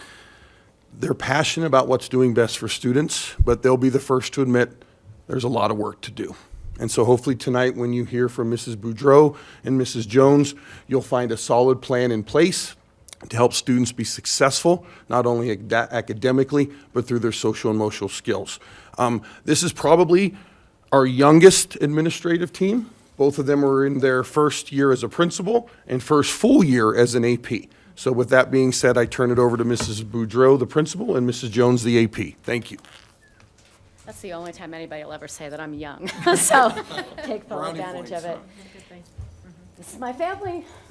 Yeah. I'm so grateful. I knew I was going to do this, I'm sorry. But you can see why. Thank you all. Thank you. Okay, so good evening, board. Thank you for having me here. There's the clicker to move it. You're knowing I can use this, right? You're believing I can. Thank you to all the district representation, everyone that's here, to my zone superintendent who has supported me 100%, Mr. Relic, to my assistant principal, and to my family. Thank you. Marcella, I don't know if I'm supposed to do this or if you're supposed to do it. Yeah. I told you, Yeah, you're that's what I said. assuming I Yep, can use the this. down button right here. There you Okay. go. Whoops, I hit the wrong one. I did. See, I don't know how to use it. And That's to good. the staff, Use the right. while It'll she's give me getting... time to stop crying. Yeah, Okay. while you are composing yourself, thank you for being here. We appreciate you all being here on this cold evening. And you can sit down. You don't need to stand for the entire presentation for the next 20 or 30 minutes. Thank you. We appreciate you. We see you. So thank you for having us here. We're a proud family. Twain does mean everything to us, the community, the students, and the staff. Most importantly, the students, we're here for them in every way. So our mission statement, as you can see, means that we are invested. We don't buy in, we are invested in Twain's success. So we provide consistent, high quality and rigorous instruction through the development of respectful relationships, not only with staff and students, but with the community to establish a culture of lifelong learning. So our data story speaks for itself. We own this data. This is who we are. We have no shame. We know that we have work to do, and we fully expect that work to be tough work, but so very important and valuable to our community to make the change we need to make. Over the course of the last 3 years, you will see that we have become a not yet organized to a partially organized school based on our 5E data. Know that when we look at this change, we are seeing that supportive environment has been a big change in our data. We see that where collaboration between teachers was at one time very weak, it's moved to weak. And that's okay because we just want to see some growth. Know that that supportive environment speaks for itself. When you look at who's behind me, know that our staff does not turn over in our building. We have a dedicated group of teachers and staff members that have been with us, ESP, SPED. We have one EA job open in our building. We are fully staffed. Knowing that we didn't lose any teachers in kindergarten last year, we had one first grade teacher move and we rehired. We added a second grade teacher, one third grade teacher retired, and our 4 or 5 teachers, all 3 of them have remained the same. Our SPED staff, 2 have remained the same, and we've hired 1 new SPED teacher. ELL retired, and we hired someone new. All of our specials teachers are the same. Our counselor moved, unfortunately. We were very blessed to get a new counselor to come in. Our school psych moved to another school, but we hired a social worker. We need to make sure that our SEL positions are full and prepared. Our building maintenance staff, our team has remained the same. Our longevity, because 50% of our teachers have been here 10 years or longer. Twain is a family, and we remain a strong and dedicated group. Our Galileo data.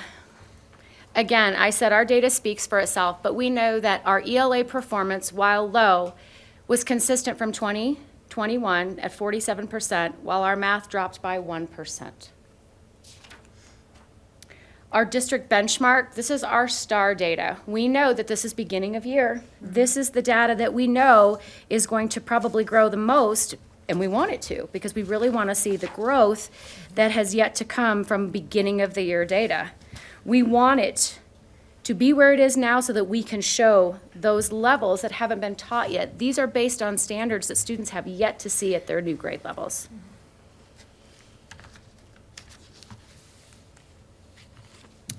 Twain BOY scores have increased in the number of students who are at or above benchmark. Again, while not the most amazing scores, they're only going to get better.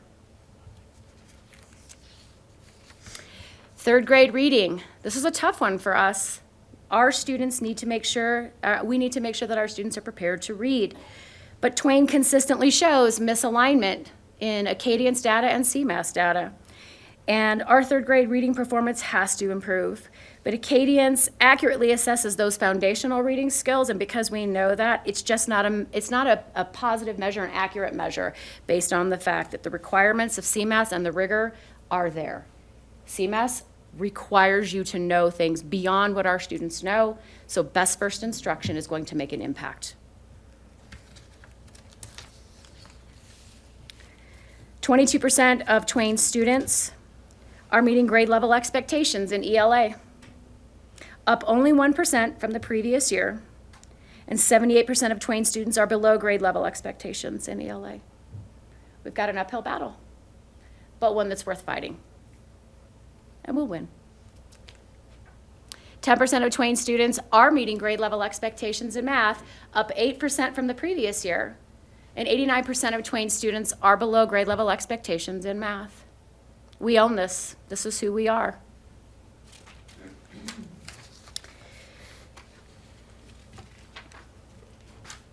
I'm going to go back. And I covered both. We understand what it means to be a priority performance school. But we're close. We need a few more percentage points.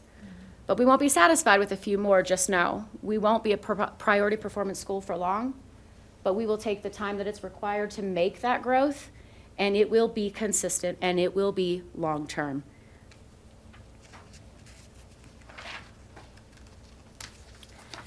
So to summarize, we know that our priority performance challenges are low growth in achievement for both ELA and math. And in response to this priority performance challenge, Twain staff will embed ambitious best first instruction for learning within all planning practices, including collaborative practices, and in creating collective responsibility. So what does this really mean? All of this data and all of this information needs to be put to use, and what are we going to do with it? We know that as a team, we sat down last summer and looked at all of this data and said, okay, we've got a big job ahead of us.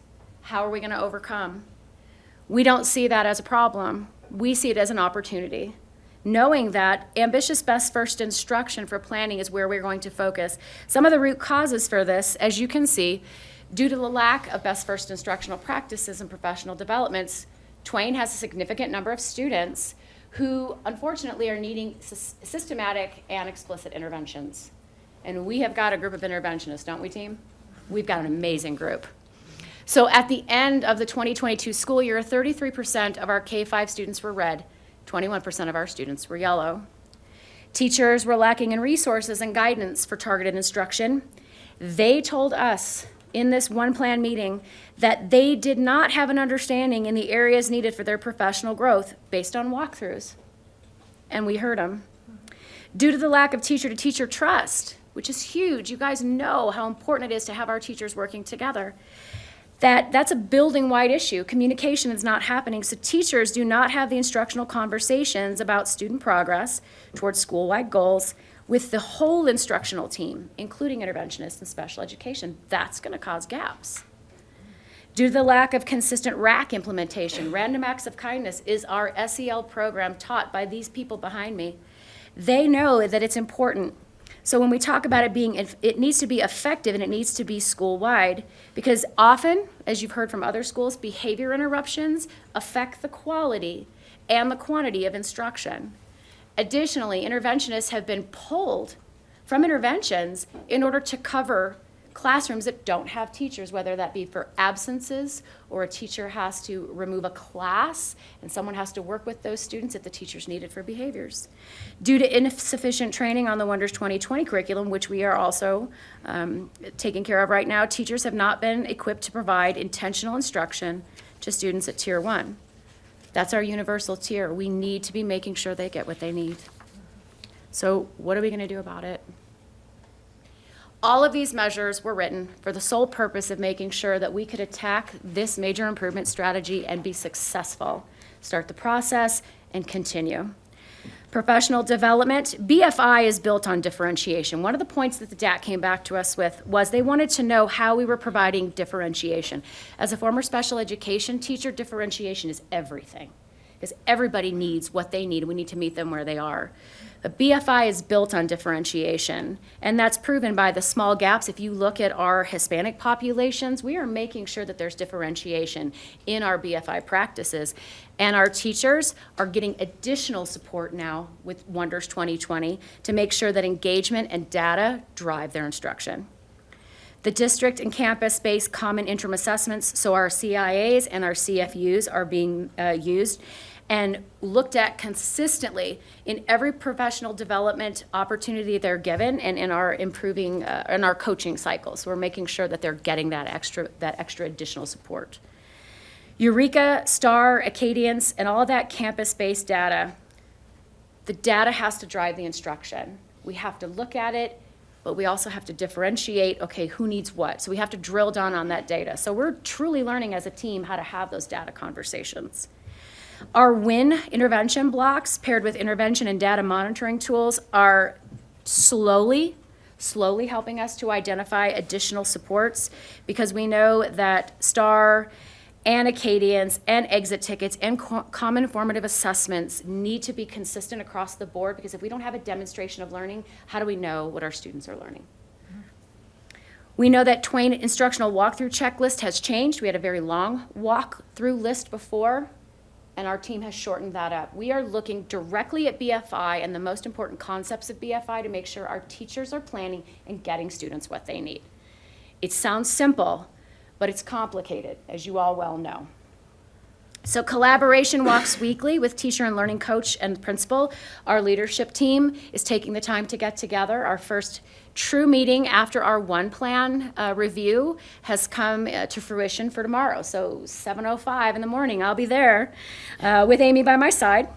But we're very transparent. We put out our observation schedule so teachers would know when to expect us in for walkthroughs. And then we redesigned those walkthrough forms, as I shared.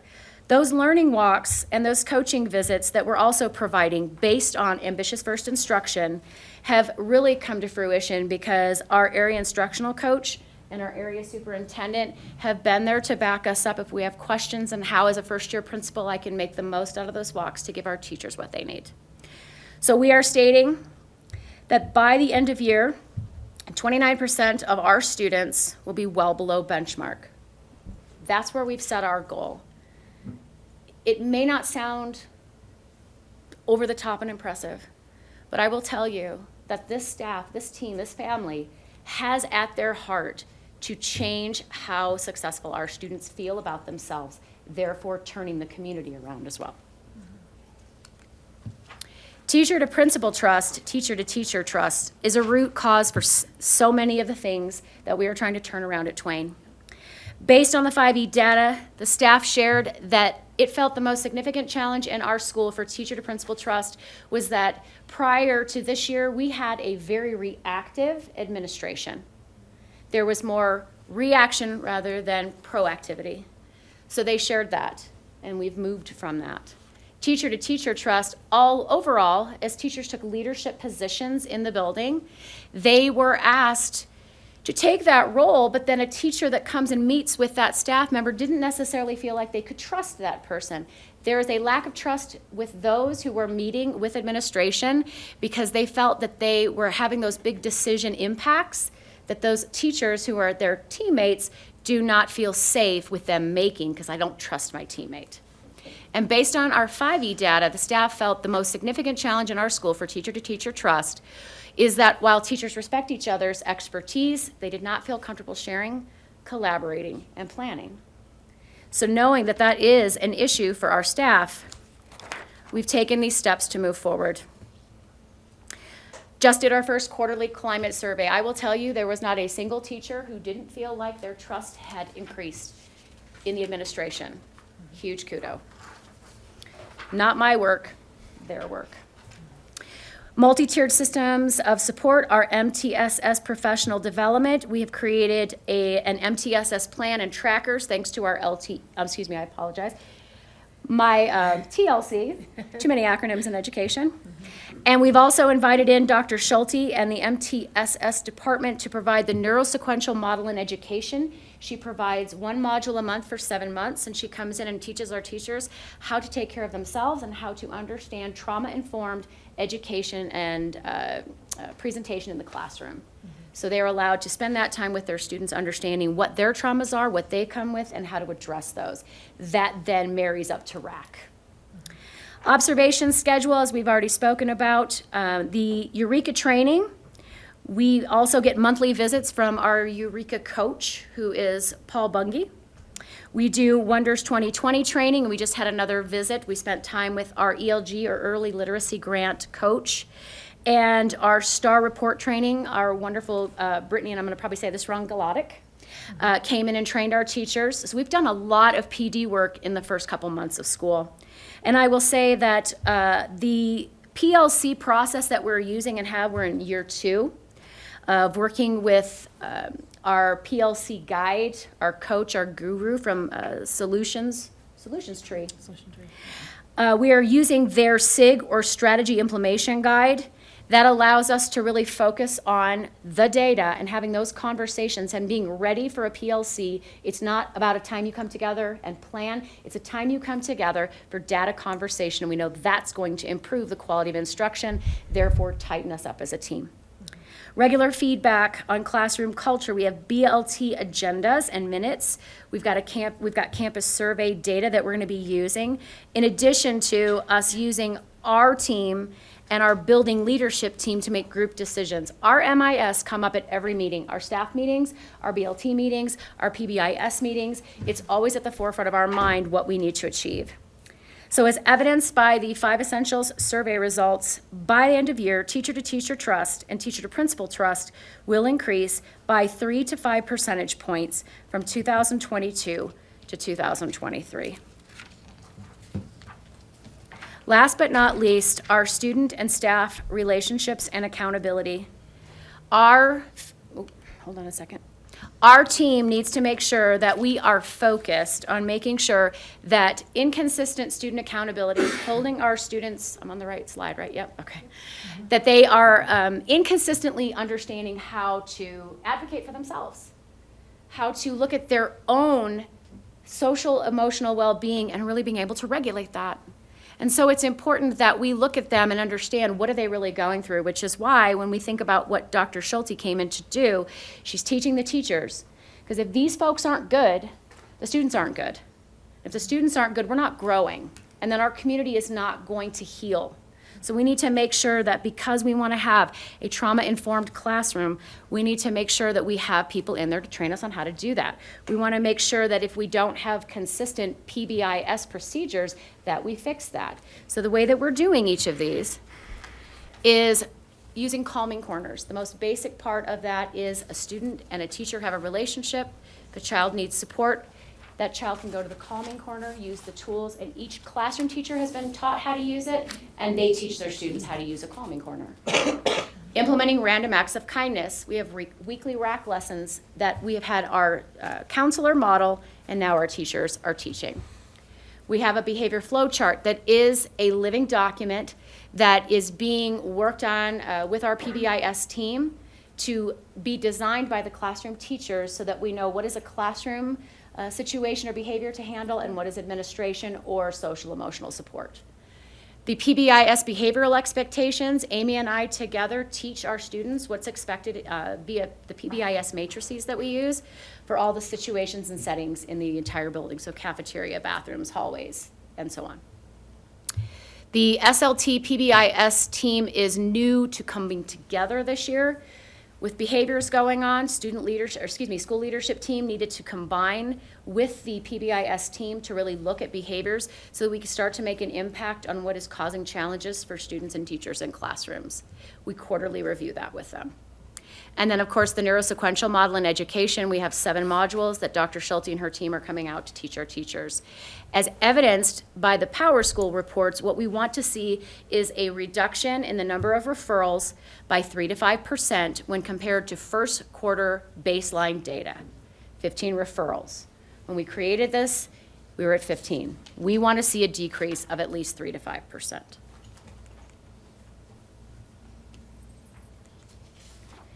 I can't tell you how passionate I am about this school, if that wasn't evidenced in the tears that were flowing at the very beginning. But understand that this is the family that's going to make this happen. The support of these folks behind me is more than you can imagine as a first-year principal. Never anticipated having this. So thank you to you guys for letting me share with you what Twain means to Amy and myself, and knowing that your support is behind us as we move forward to achieve the success we know that Twain is capable of. Thank you, and we certainly appreciate again all the staff being here. That speaks volumes. So, and thank you for being here. Looking to the board, questions on their presentation.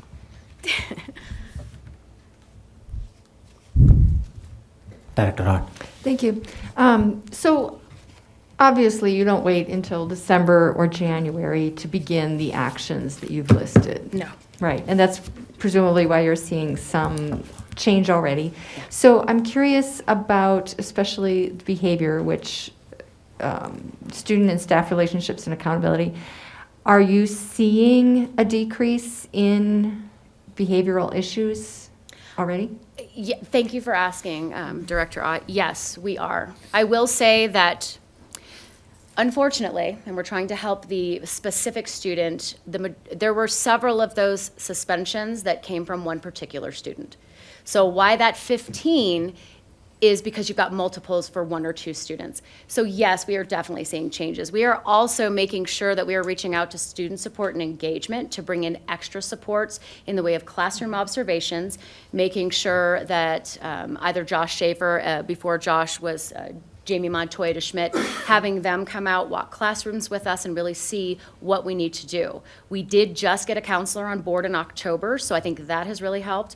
Our social worker, who is here tonight, has just a wealth of information. So yes, we are seeing a decrease, but that also is thanks to Amy Jones, who is really helping with putting safety plans together, behavior charts together, and these amazing people who have had years of experience with kids are really working hard with us to make sure that their expertise lends itself to what we need to do to take the steps to decrease the number. We are absolutely, but I will tell you, the neurosequential model for me has been something that has been of utmost importance to getting those behaviors under control, because then these folks are ready when something happens. Their mental well-being, I think, is very important in order for them to support students' mental well-being. Thank you. I just want to double down, Director Ott, having spent some time at Twain on some of these specific issues. Although there are still issues, there is structure, and it's very clear, and it makes it very easy as concerns can bubble up to central office administration, that the data and the history is there, and there's not a lot of adult chatter about, well, this person said that and this person said that. The documentation is strong, and I believe the addition of the counselor is going to be an item that actually pushes them up over the top. So it's been good to see that change this year. Thank you. So just quickly, are you a full-time assistant principal there? Yes. Okay. Thank goodness. Okay. Yes, thank you. Thank you. You are a Title I school, aren't you? Oh, yes, sir, we are. How do you use your title funding?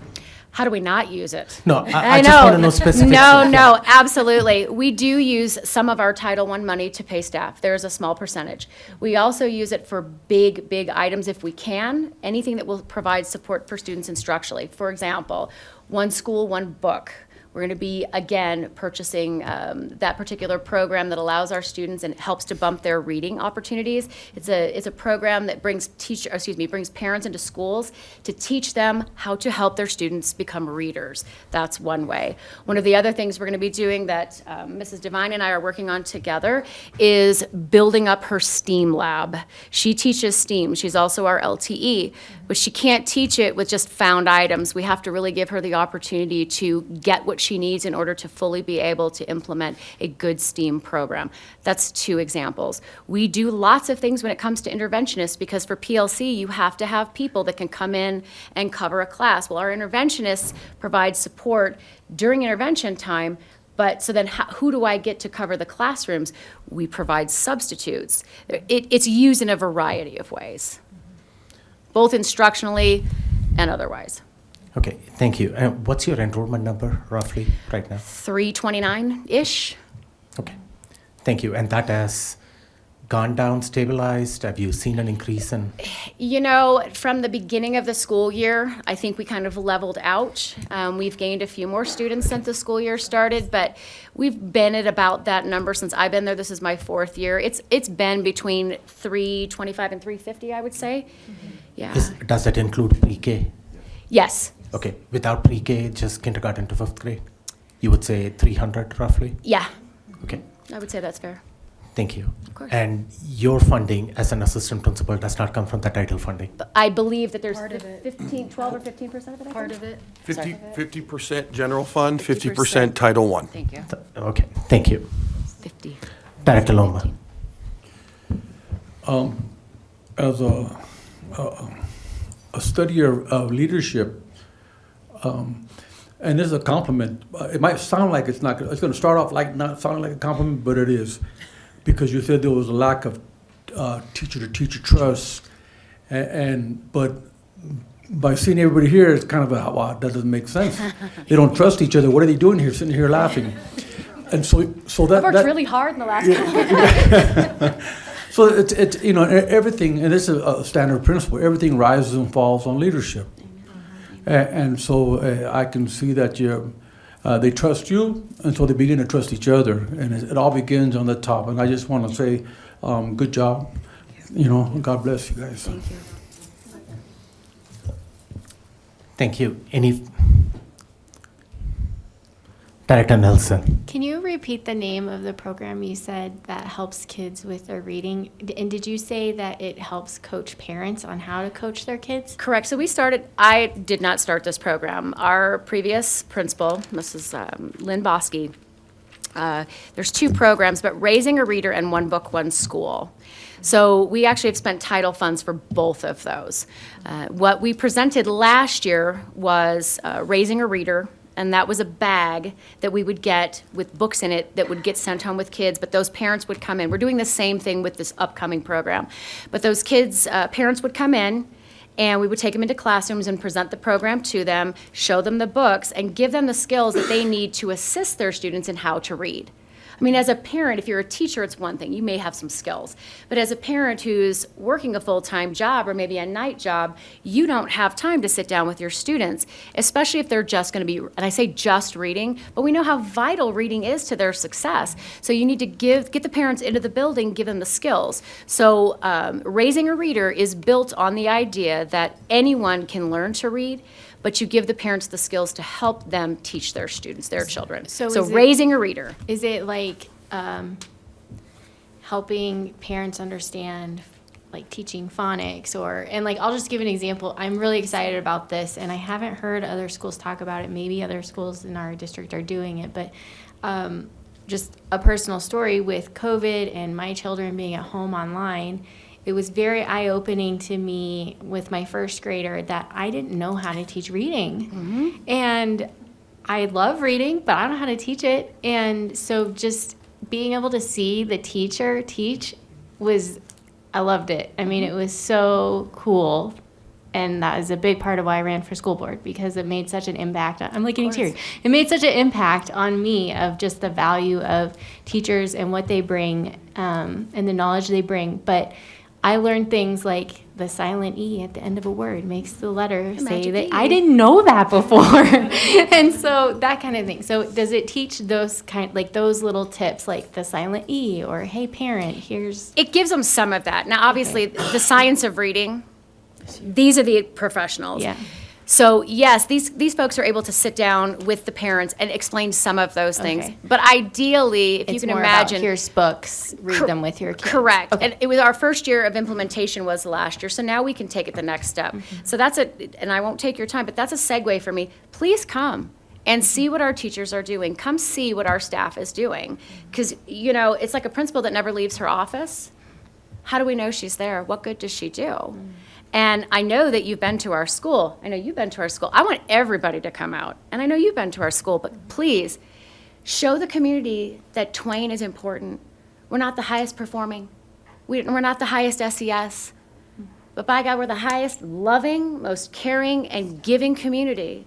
We dedicated a playground this year, which was huge for us. But you could see those kinds of things if you come out to our school and see how the parents, the ones that are able to invest and fully invest, but we're trying to pull in the ones that don't have the time to invest. Yeah. If we give them things that they can use with their kids' technology skills, we've taught them technology skills. We've given love and logic skills to parents. Awesome. We've given reading skills to parents. We're not that big, bright lights type of school, but we have a really bright heart. So do please come out, because if that's something that you'd be interested in, we'd love for you to see how it works. Was your family engagement, I'm just scrolling back up, involved families, it was orange. But I mean, because those things sound like that would really help your involved families score go higher. So are some of those things newer and we'll start to see that effect? Absolutely. Yay. Awesome. Okay, Yeah. well, thank you. It'll Thank you spiral, all. we hope. Yeah. Thank you all for being here. Thank you. I do have a few questions. I don't see anything else on the docket. I know you guys have an after-school program, and you've had that for the last 3 or 4 years. Correct.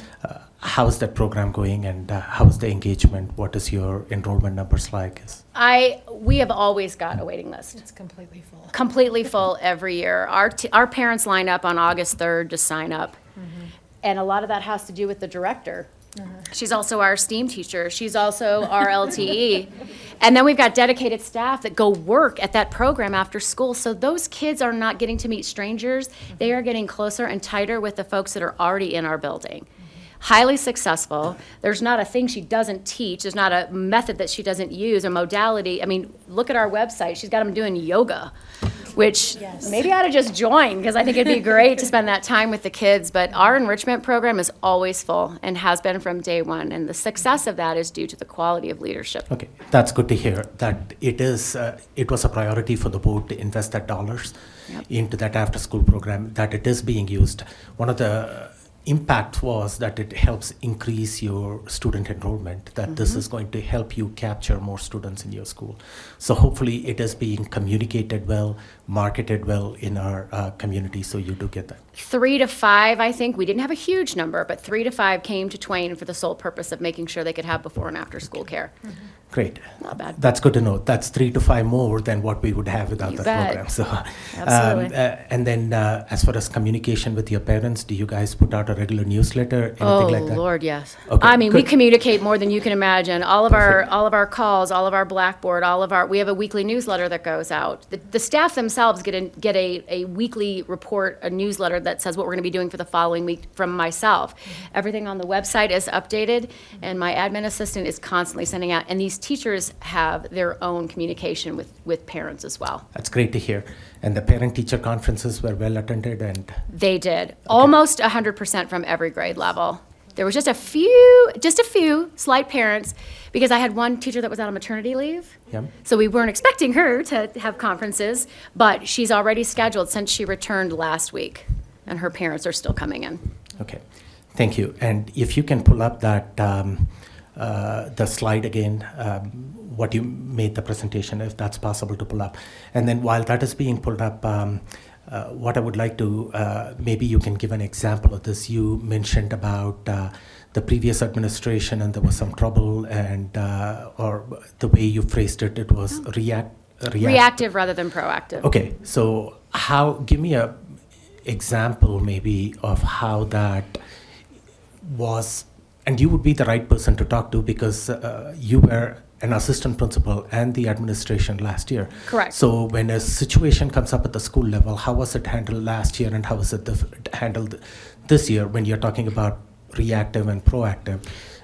So that's an excellent question. Thank you for asking that. I want to give credit where credit is due because Mrs. Bosky, a 30-plus year exceptional leader, put in a situation such as COVID where she has to make split-second decisions, whether it's for health reasons or for curricular reasons, was bringing in programming that would allow our students to access learning. And some of those programs felt overwhelming. And I don't want to speak for the staff, but they felt overwhelming and it was hard for them to keep up. That's one of the ways I feel like it was probably reactive. But she was doing what was best for kids. And in her mind and in her heart, that's what she needed to do at that time. My response to that is to come to the staff and say, what do you need? See, I have the benefit of not having to deal with COVID right now. So I understand that I want to hear what they need. We try to make all decisions. We know we can't make all. We try to make most decisions together. Do you guys want this fundraiser? Well, we like it. We're kind of stuck with it this year because we've already signed up for it, but let's talk about whether or not we keep it for next year. What do you guys think about the walkthrough form? Rather than being reactive, we want to be proactive and get as much input as possible. She didn't necessarily have that opportunity. So kudos to her for stepping up and doing what she thought needed to be done, but at the same time, when you put this much on a staff, they can only handle so much. I talk about how there's 18 things, 9 I have to give my best and 9 I have to give the rest. But I always try to make sure that in that 9 that gets my best, it's a conversation as an entire team so that I don't have to be reactive. Okay, thank you. You're welcome. I appreciate your engagement with your staff, that you are collaborating with them, getting their feedback as you're.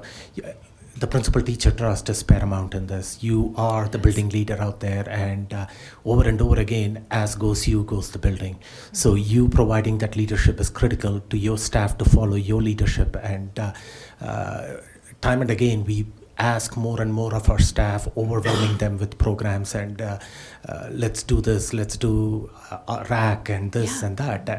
But if you do a fewer things simpler but do it really good, then we are going to see the results out there. So thank you on that. If you go back to your MIS slides out there, as you advance this, so you want me to go back to MIS 1? Right there. Yeah, stop out there. Okay. So you have the goal out there from at the beginning of the year from 42% to 28%. Is that the Acadians goal that you're talking about? Would you like to speak to that? What are you reducing? Like we will reduce the percentage of Twain students. Right, we're looking at Acadians. Well below benchmark. At the beginning of Yes, the sorry, year I was from misunderstanding the question. 42% to 28%. Right, so we will reduce the percentage of Twain students who were well below benchmark at the beginning of the year from 42 to 28. We're using our early literacy grant to figure out what we need to do with students in order to get them to benchmark. Because there's so many below benchmark. That's why I said it doesn't look like a very positive number. You're going from 42 below to 28 below, but that means we've pushed them up. Right. We're looking at our blues and our reds, and we're trying to decrease the students that are below benchmark. Yeah. Yes. And if I remember right, there are 5 different colors out there, and well below benchmark is the lowest color. Correct. And is the lowest. Yes. And maybe we can, this is just a feedback to you, that maybe we can also target some of the higher end this, that we push some of the kids from the middle to the higher level. I don't know if this goal alone captures all that you guys want to do out there. Maybe it is part of it is what are you going to accomplish as far as the STAR testing data from the beginning of the year to the end of the year. This captures one segment of it. Yes. Okay, maybe it can be more comprehensive. I do appreciate that you put goals in there, but it can be more comprehensive as far as what is it that by implementing all these action steps at the end of the year that you yourself are going to hold yourself accountable for. Is that Acadians? Is that STAR data? I love the fact that you are a loving, caring school. Okay, I love the fact that you are that. It starts with that. It is recognizing every student for who they are and providing that care and appreciation. But you can be this and that too, and that would be in top of loving, caring school. You can be the bright spot in our district too. Thank you for the invite to come to your school. We are always welcome to come there and promote your school. But we want to hear about great things that are happening at Twain. So let's set some of those goals up there. And then if you go to the next 2 slides, the same thing where you had the goals. So the teacher to this, again, you're talking about 3 to 5%. Okay, and the next, the last one. 3 to 5%. Again, 3 to 5%. Your baseline data talks about 15 referrals. 3 to 5% is you're going to reduce it by 1 referral. Okay. Is that what the goal is, that you are not even 1, I think it's 0.75 if you go. So what can we set as a goal, as a benchmark out there that is going to be really significant out there? You have all these data. I'm just asking, maybe you as a team with your area superintendent and the administrative team that is out there, what are some rigorous goals that you can set yourself up? And it's not at the end of the year that you don't accomplish the goals, but if you as a team accept that these are what we want to aim at the end of the year, then shoot for the star, and if you land in the moon, that's progress. Absolutely. Okay. Thank you so much for Yeah. that. Thank you, ma'am. Thank you. That's all I have for you. Okay, appreciate it. Thank you. Appreciate all of you being here. Now the whole room lays, right? We're about to vacate. Yeah, and best of luck, and we want to see you here next year, but in a different set of circumstances. Right, come and promote your school, talk about the Spotlight School, and bring your students along. Twain, absolutely. Yes, absolutely. Thank you. Thank you all. Sherry and Katie, come on down. You guys don't want to hang on? We are going to feel lonely without anybody else out there. I know. I started my teaching career at Twain with some of That these is people, true. so, yeah. And what I will share is, in the near future, when Katie is back to present as a bright spot for wonderful things going on at Penrose, we will fill the room with Penrose staff, students, and parents as well. Yes. We have a 7:15 staff meeting tomorrow morning, so I Yay. wanted to make sure my people were ready for that. There we go.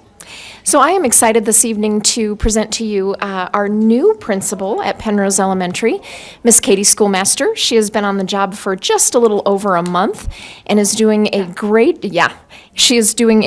job with really balancing learning about Penrose, the staff, the students, the families, the community, what the data shows about where they've been and where they're going, project-based learning, which has been a strong component at Penrose for a number of years.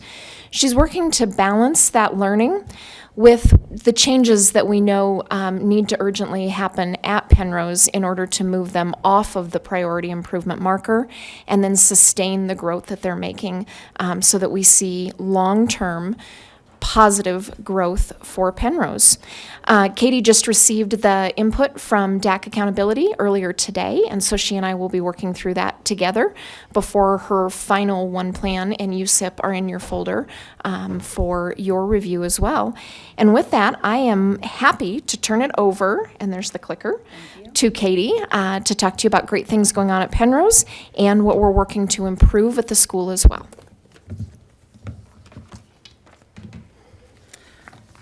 Hi, good evening. I am so happy to be here.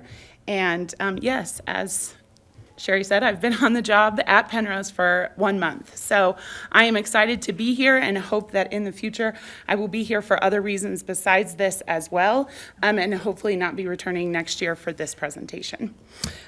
So in the last month, I have been spending a significant amount of time looking and listening and learning and trying to understand the culture of Penrose, the history of Penrose, and understand that there are great frameworks and great foundations already existing there that may need to be tightened and may need to be tweaked, but there is good stuff there. And I am hoping tonight that as I present this data to you and then also look through some of our action steps, you guys will see that the work that we are doing is important work that is urgent to the staff and the community, but it requires constant feedback. It requires constant checking. And so I am very excited to be there and to lead this work. As Sherry said, I have come to Penrose in just a little over a month, and in that time, I am trying my very best to understand exactly what you guys are expecting, as well as understanding what the community is expecting and balance both of those things. We are a project-based learning school, so part of our commitment is to imagine, inquire, and to ignite. And so we are always thinking forward and trying to understand what are the next steps that we are moving towards. So our 5 essentials data, which we are doing a significant amount of work digging into, is what it is.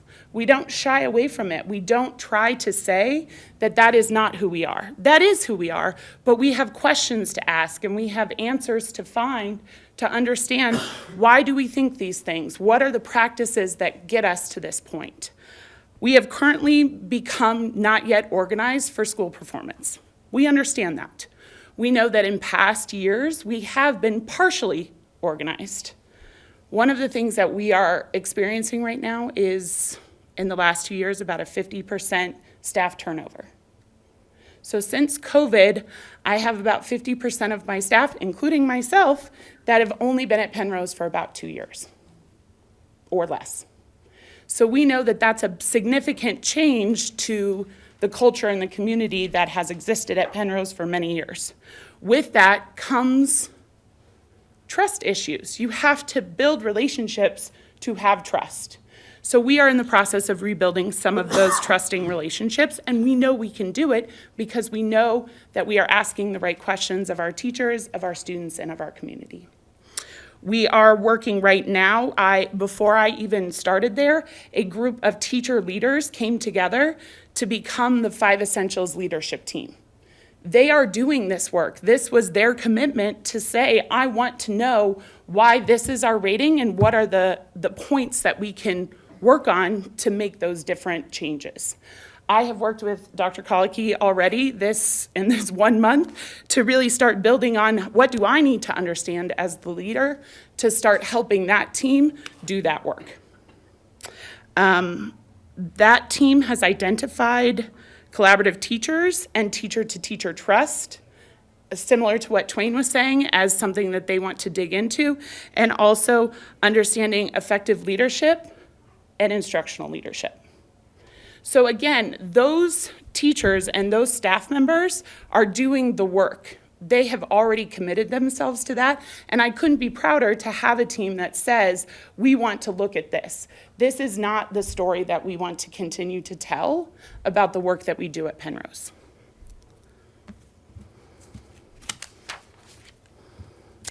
In the near future, we will also be looking at ways that that work will then drive the larger community and trying to understand what parents are requesting from us and what parents are trying to understand as we look at that. And you will see that as part of our one plan action steps. So when we start looking at our district benchmark data, we have decided this year that math is a primary focus for us. As you can see, based on last year's benchmark scores, we saw some increase in our ELA scores, but we saw a pretty significant decrease in our math scores. Now, we also know that we're implementing a brand new curriculum this year for the district, which is causing a lot of requirement around professional development, PLC conversations, understanding specific leverage points within the new curriculum, and also trying to understand how we are making those best first instruction decisions about the new curriculum to deliver what we need for our students. So math has become our primary focus. That doesn't mean we don't talk about reading. That doesn't mean that we don't care about literacy, but a large portion of the conversations that we've had this semester have been focused around math. I have been working with the math facilitator, Paul, Bungie, I never say his name correctly, to make sure that he knows that we have a commitment at Penrose to implementing the math curriculum suite the way that it was intended and the way that it was adopted by you all.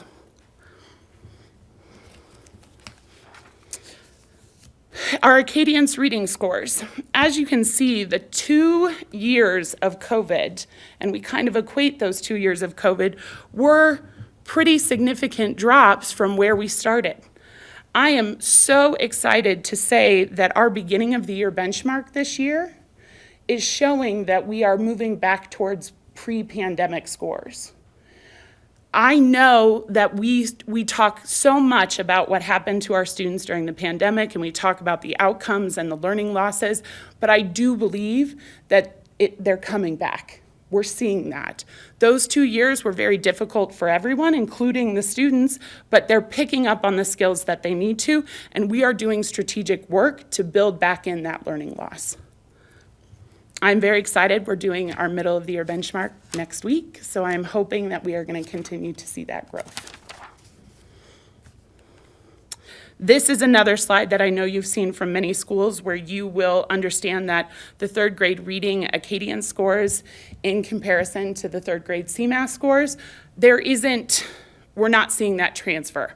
We know that the Acadians suite provides us early literacy and understands how students are building that early literacy language, and then knowing that when we move to a significant assessment like CMAS, that transfer is not there.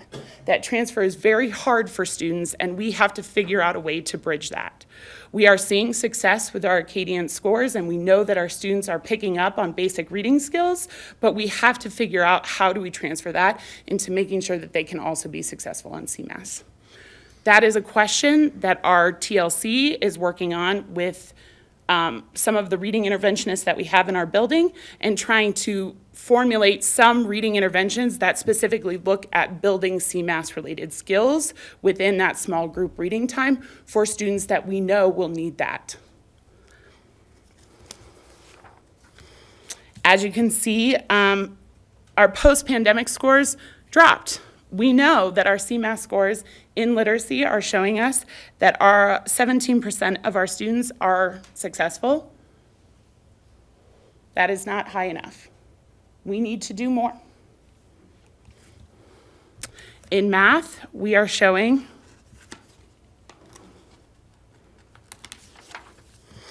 that 14% of our students are successful. That is not enough. We need to do more. But as I've said to you, math continues to be a top priority for us, specifically around the new math implementation suite that's happening, and understanding also the new math benchmarks that are out there with the STAR, and making sure that our staff understands how to pull the right reports, analyze the right reports, and then push that information back into their instruction.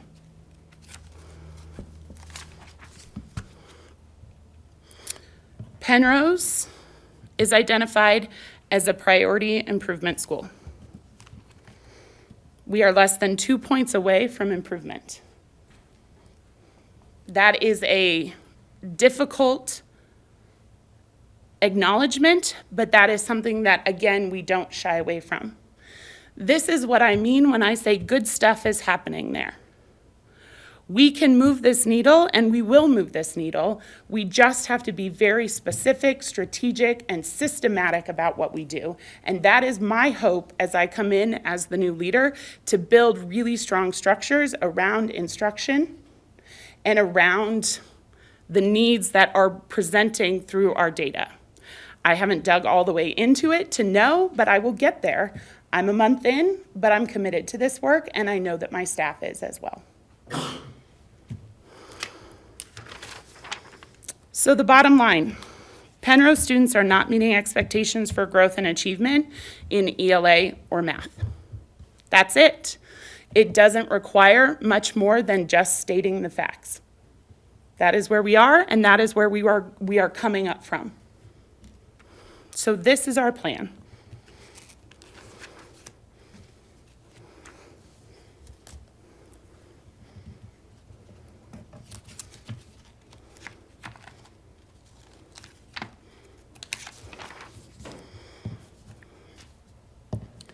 Best first instruction, major improvement strategy 1. Our PLC structure right now is needing to be refocused on specific growth in reading and math and having minimal accountability at this moment for growth throughout the year.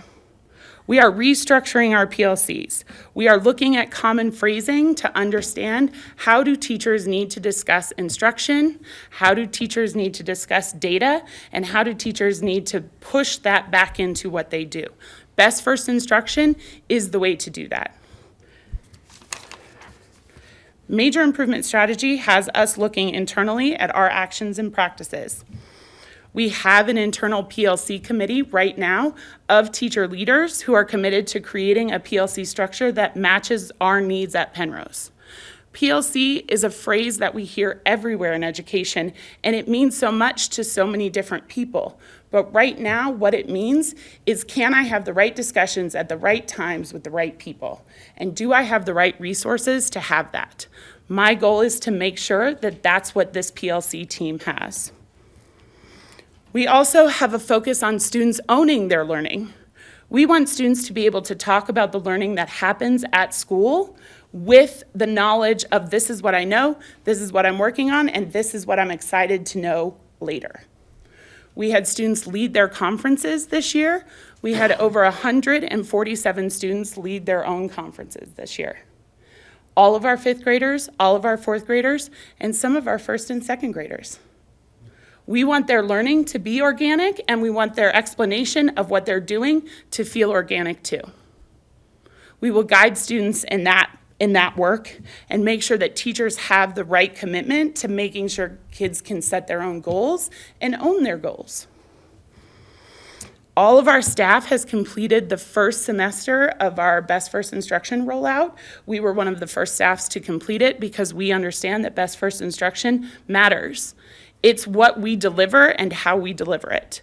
We are excited to look at a different model for second semester to complete the BFI courses and create new opportunities for teachers to talk to each other and really understand how Best First Instruction will be implemented in their classrooms. So getting different voices around the table to support and help and open up those really healthy dialogues to understand what's going on in vertical alignment and horizontal alignment.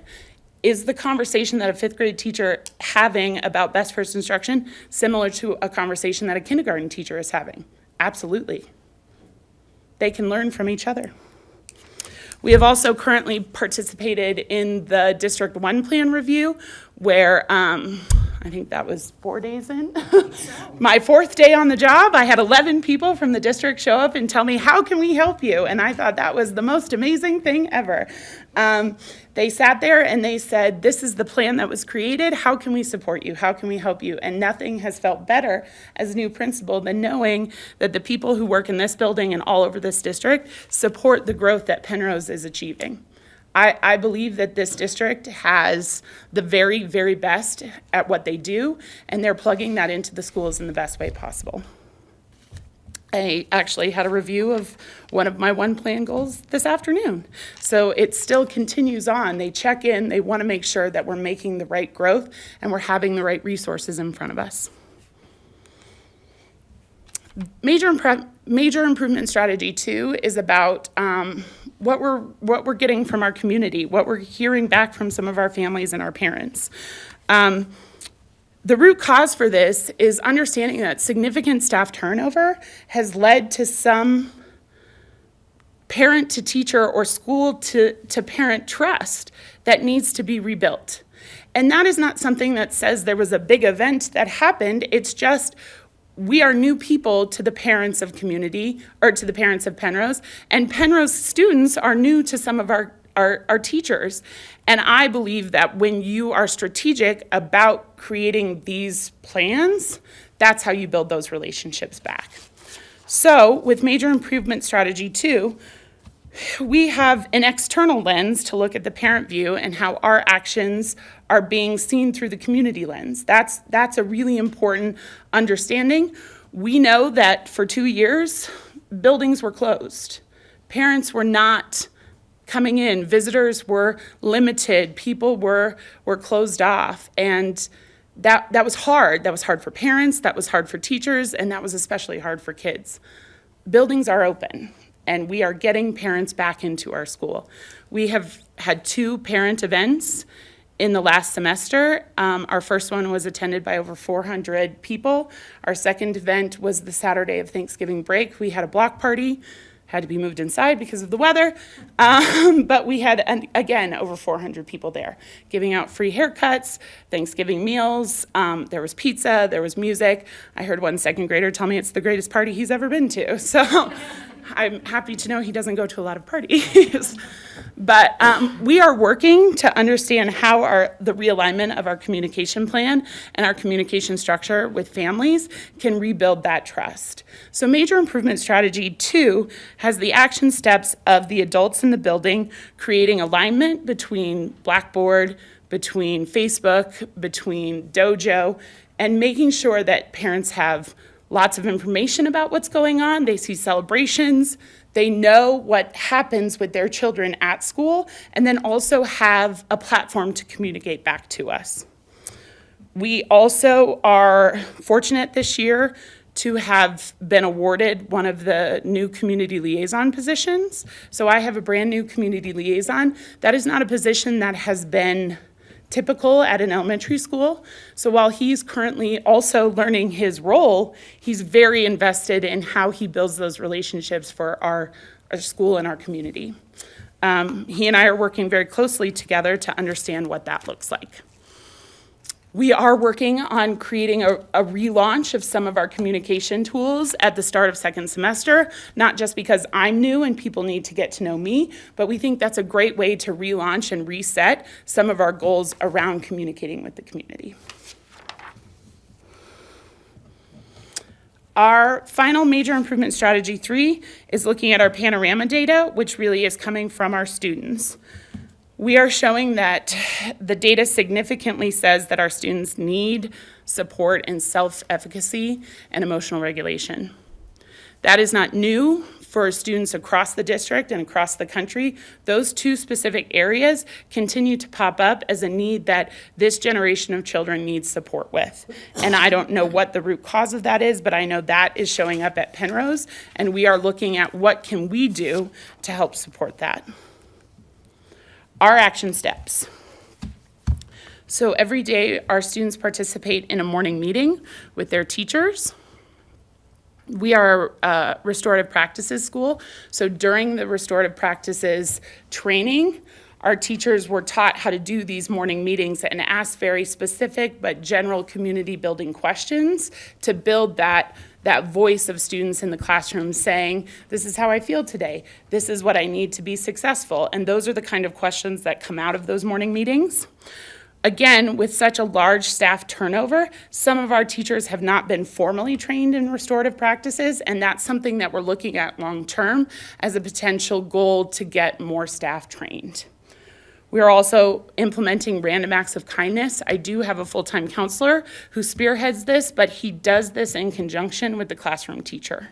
So there isn't a moment where we stop what we're doing and learn about random acts of kindness. It's embedded in what we do, and our teachers are learning the language around random acts of kindness to do it when they need to help support our students. We also, again, are implementing those restorative practices touch points. It's hard to really clarify what they are, but really trying to understand that in a restorative practices school, we are teaching students about conflict resolution. We're talking to them about how do they have peer-to-peer relationships and how can they regulate themselves when they need it. So we're trying to infuse that across all settings, lunchrooms, recesses, buses, sidewalks, all of those things, and we're trying to bring staff on board to feel extremely comfortable with it, to then be able to deliver that back out to students. We know that together we can, and I'm very, like I said, very excited to be at Penrose and very excited to end first semester at Penrose, start second semester at Penrose, and really take some of these ideas and some of these goals that have been created and start moving on them with the urgency that is required. Thank you. Thank you. Appreciate your presentation, Principal Schoolmaster. and great name for a school. Right? principal. I'm still working on making sure the students know that they don't just yell schoolmaster across there's a miss there too. Or a principal. Yes, yes. So thank you. One of the most daunting jobs, and I'm just providing a comment out there, is for a principal to step into a new building.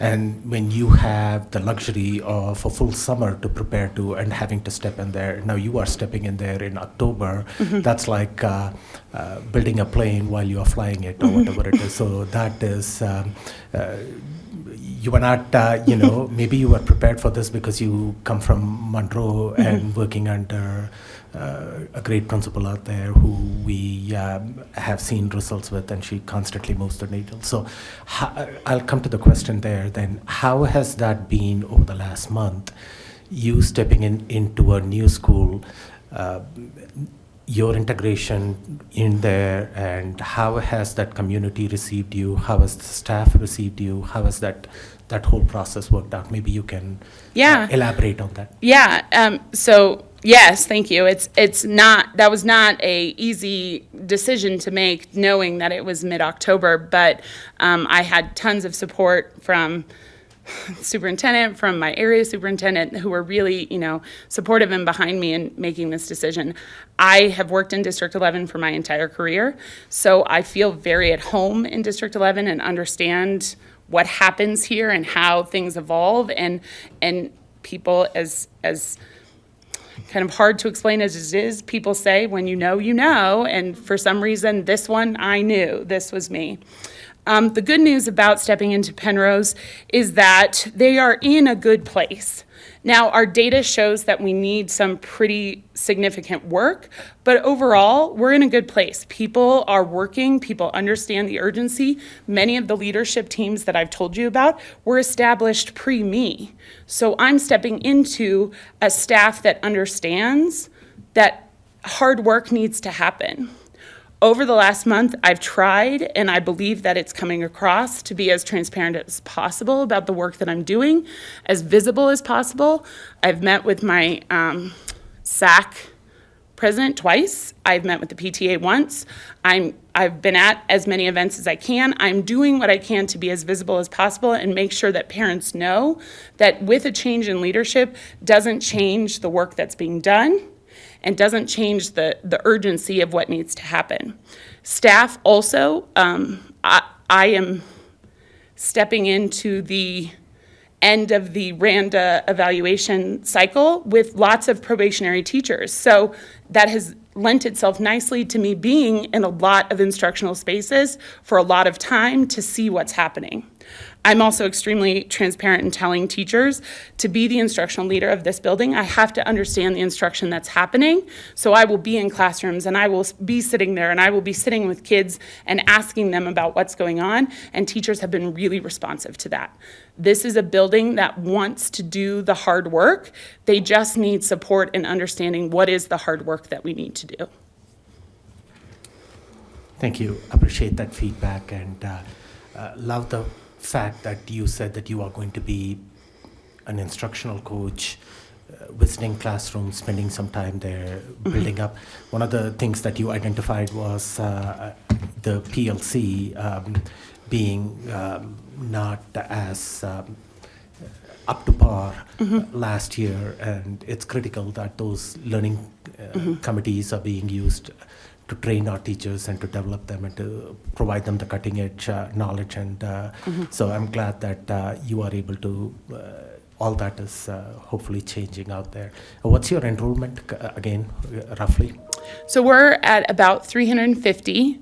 350, is yes. that again with pre-K or? Yes, so we also run 2 full pre-K programs, so 2 classrooms that have a morning and an afternoon session. So our K-5 is about 300, and then we add about 50 pre-K students. Okay, roughly about the same as the previous school that was here, 300 students. Yeah. Are you a Title I school? Yes, we are. Okay. Do you have a full-time assistant principal? I do not. I have a part-time. She's a full-time employee, but she's coded as a part-time dean and a part-time project-based learning coach. Okay, perfect. Thank you.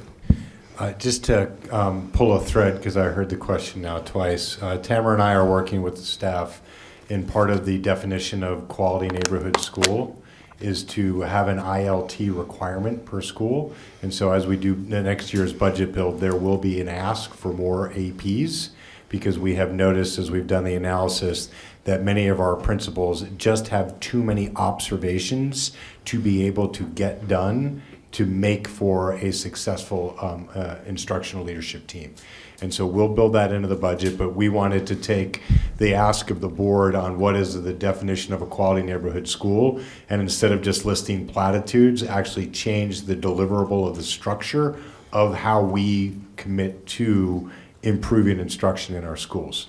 And so it won't be standardized, but you will see now that we will be counting pre-K as part of the total school population, and we'll be adjusting those numbers down slightly from where they currently sit. I'll find the budget build for it for us to be able to get there, but we can't expect school leaders to have 4 different pre-K classrooms to have to evaluate and not have that take away from their ability to manage the rest of the school. So somebody like Katie also needs a full-time AP.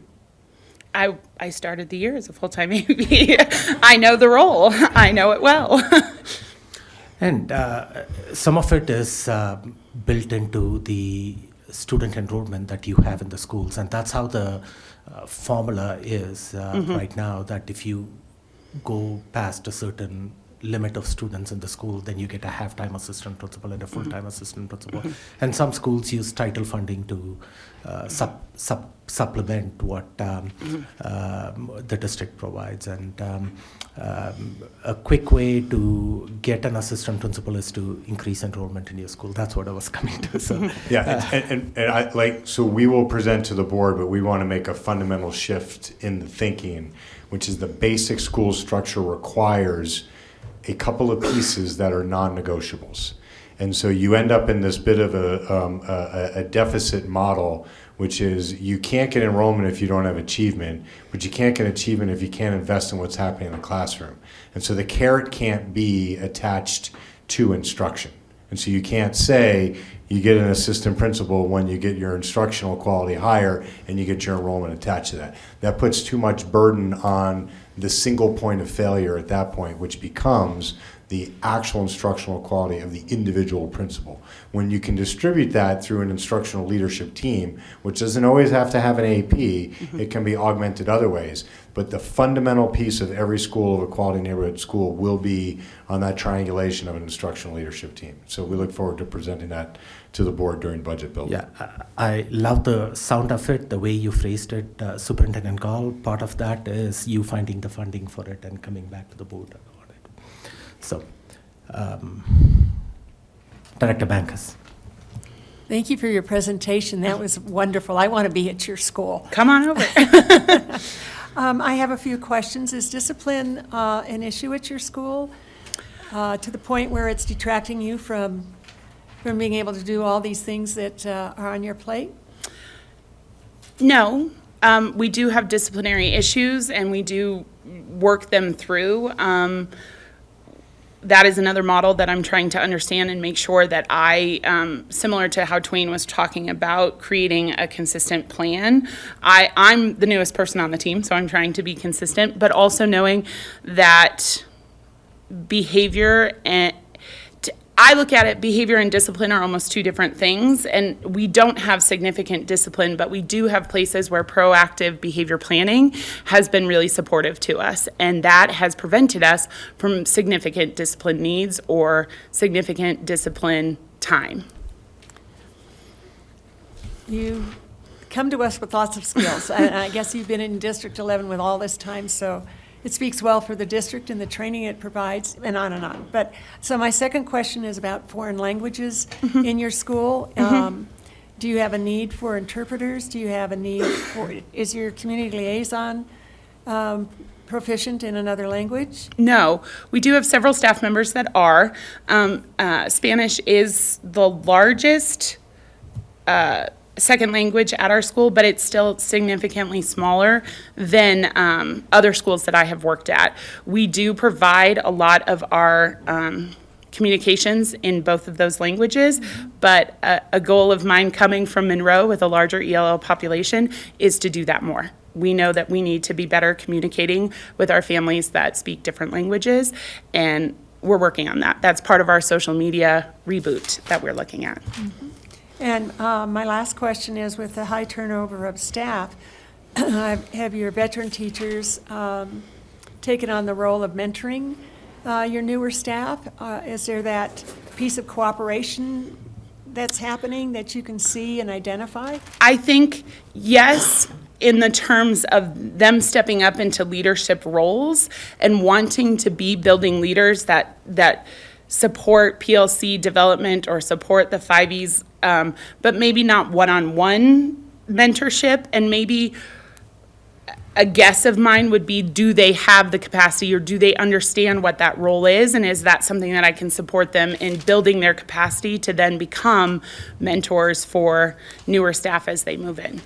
I look at the fact that we have so many people stepping up to do leadership level work, a real commitment to them saying, even if I've been here 4 or 5 years and I'm considered the veteran teacher here, I want to shift some of our mindsets and some of the work that we're doing here, and I think that's wonderful. I do too. Yeah. Thank you again. Thanks. Thank you. Seeing no further comments, I will kind of summarize a couple of things. By the way, Paul Bungie, every single principal that comes here talks about Paul Bungie being out there. He must be the hardest working person in the district. I would think so. He not only was at my school yesterday, but committed to 2 more dates to be at my school in the coming future. So I think that's wonderful. Well, it's good. He's omnipresent everywhere, so it's good to hear that. Look, going back to this plan that you have here, I am assuming that you did not have a significant role in the development of this plan. Now that you look at it, you've been there in a month.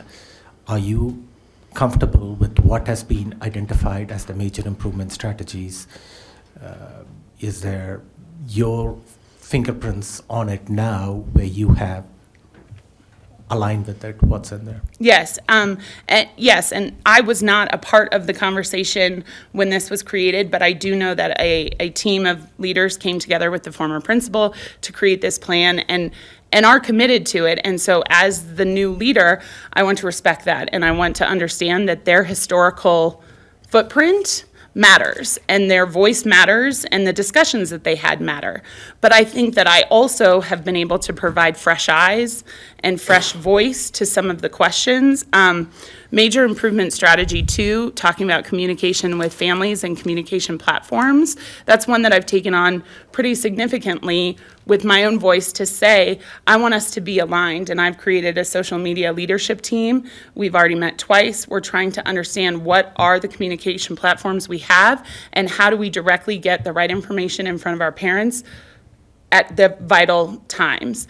I think people are seeing from me that I have read the one plan, I have digested the one plan, I have read it again, I've turned it over and read it upside down, and I'm committed to implementing it because that's the work that they've done. I also think that they recognize that there's a lot that I can bring to the table, not having been at those discussions, that will help with the accountability and urgency questions that we're asking ourselves. Okay, thank you. I appreciate that feedback. When I looked at your one plan out there, and then we had just a school up there, one thing that stood out to me is you have all these action steps. How do you define success at the end of the year for that major improvement strategy and the action steps? There are no specific goals listed out there, and maybe they are listed in your school improvement plan out there. So hopefully there is some way. Okay, PLC is an issue. You are implementing rigorous PLC now. How do you measure that at the end of the year that you were successful? How do you measure that communication was a challenge? Is that moving the 5 essential score? So maybe the feedback that I'm providing you is having some definitive benchmarks and goals out there that you can shoot for. Yeah. Okay. And one of the things that I can speak to directly is that with those one plan reviews that we're doing with the large district teams, we are creating manageable and sizable chunks to accomplish. And those are mine because the one plan reviews have happened with me as the leader 4 days in and today, but still, that's how I'm implanting my voice in what was created before. And I'm hoping and thinking and believing that that is a seamless process for staff to understand that the work that was pre-created pre-me matters. And I say that because I know the culture of this building. Getting a new principal in October was tough for them because they wanted to make sure that a new principal didn't just come in and upset the entire cart. And that's not my style, and that was never going to be the way that I wanted to come in as a leader. Okay, thank you. And I'll summarize with this. I've been actively associated with Penrose for a long time. I think Director Art has also been there. We've been at that school for several events. We love your outdoor garden that you have, and the project-based learning system that has been there. So it was surprising to me to see the 5 essential scores for the past 3 years and how it landed, because I've always associated Penrose with strong leadership, and you have some amazing teachers out there. Every time I go out there, you have, is it the PE teacher, Mr. Hunt? He's been an institution in District 11 for a long time. I see him at all district-wide events, so he's engaging, and seeing where you are, but you are here accepting responsibility. You didn't shy away from it, and you are a new leader to the building. So this is something that you inherited, but I love the passion that you bring in. And you said that you are 2 points away from being an improvement school, but that should not be where you end up. It should be, let's move it by 10 points, 15 points, 20 points out there. And I've seen elementary schools move that in even 1 year if you target especially the growth. The growth comes first before the achievement does. Thank you for what you are doing out there and stepping into that situation. That's all I have for you, but I think Director Nelson has a couple of questions. So your ELA scores went up like 18% from 21 to 22. I'm not saying that right, but you know what I mean. And I wasn't going to ask you because I know you haven't been there, but I just thought, what the heck, maybe you do know what that could be attributed to, that you saw, that Penrose saw that great increase in. I can't speak deeply to it, but one thing that I can say based on some of the conversations that I've had with teachers is going through the science of reading requirements that CDE had has really increased their capacity to understand the science of reading and build that in K-5. And so I'm having very deep conversations with teachers about how they're working on phonemic awareness and how they're working on phonics. And we are using a unified program in Hegarty with all of our interventions, which our kids are responding to. And so I think that's one component. I can't speak too much more to it, but I can say that that's something that's there for sure. That's great to hear that science of reading is paying off already. Yeah. And then I have one more question, but it's not for you. I think it's more for administration. Just both schools tonight, and I think we've heard it at other presentations, the discrepancy between our data versus CMAS, and we maybe have already covered this, but can you remind me what we're doing about that? And not that we want to teach to CMAS tests, but that is the benchmark we're measured by. And so is the STAR Renaissance going to help? Because we switched to a new program. Am I mixing up testing? Yeah, I'm going to ask David to come forward, but we have talked about the big difference in Acadians and that we're not seeing that translate into any type of standardized test success. Yeah. And so I apologize if you've already addressed Tamara can this. cover that briefly, but if you want to talk, David, very specifically about the benefits of STAR as compared to Galileo and its alignment towards CMAS and how we think it'll be more predictive. Is that different than Acadians? Yes. Okay, so if that makes sense to speak to the difference of Galileo versus STAR, go ahead, but if it doesn't apply, if it's not relevant, you don't need to. I just want to know more of the Acadians versus CMAS, and I apologize if you've already covered this and I just don't remember. This is the last one, so we should close it with this, just so everyone understands.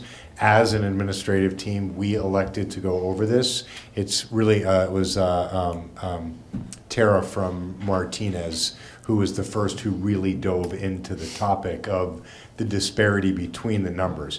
Oftentimes our numbers are unfortunately low on all, and so then therefore any disparity isn't there. But we had been reporting sometimes, hey, things are looking pretty good, but then you look at the state level testing, it doesn't translate. Right. There are reasons for that, and there are strategies for it. Okay.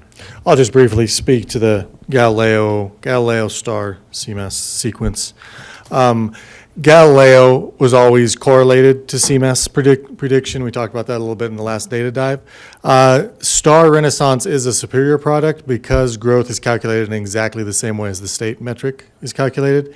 And they have done more item norming and item analysis than Galileo did as a vendor. And so it's a stronger product.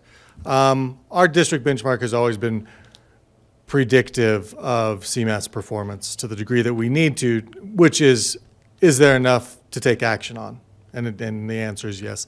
But we will have a better feel for growth, which is 60% of the CMAS score. So that's a significant improvement with Star Renaissance. Say that again, 60% of? So on CMAS in elementary, 60% of a school performance framework score is based on growth. Oh, right.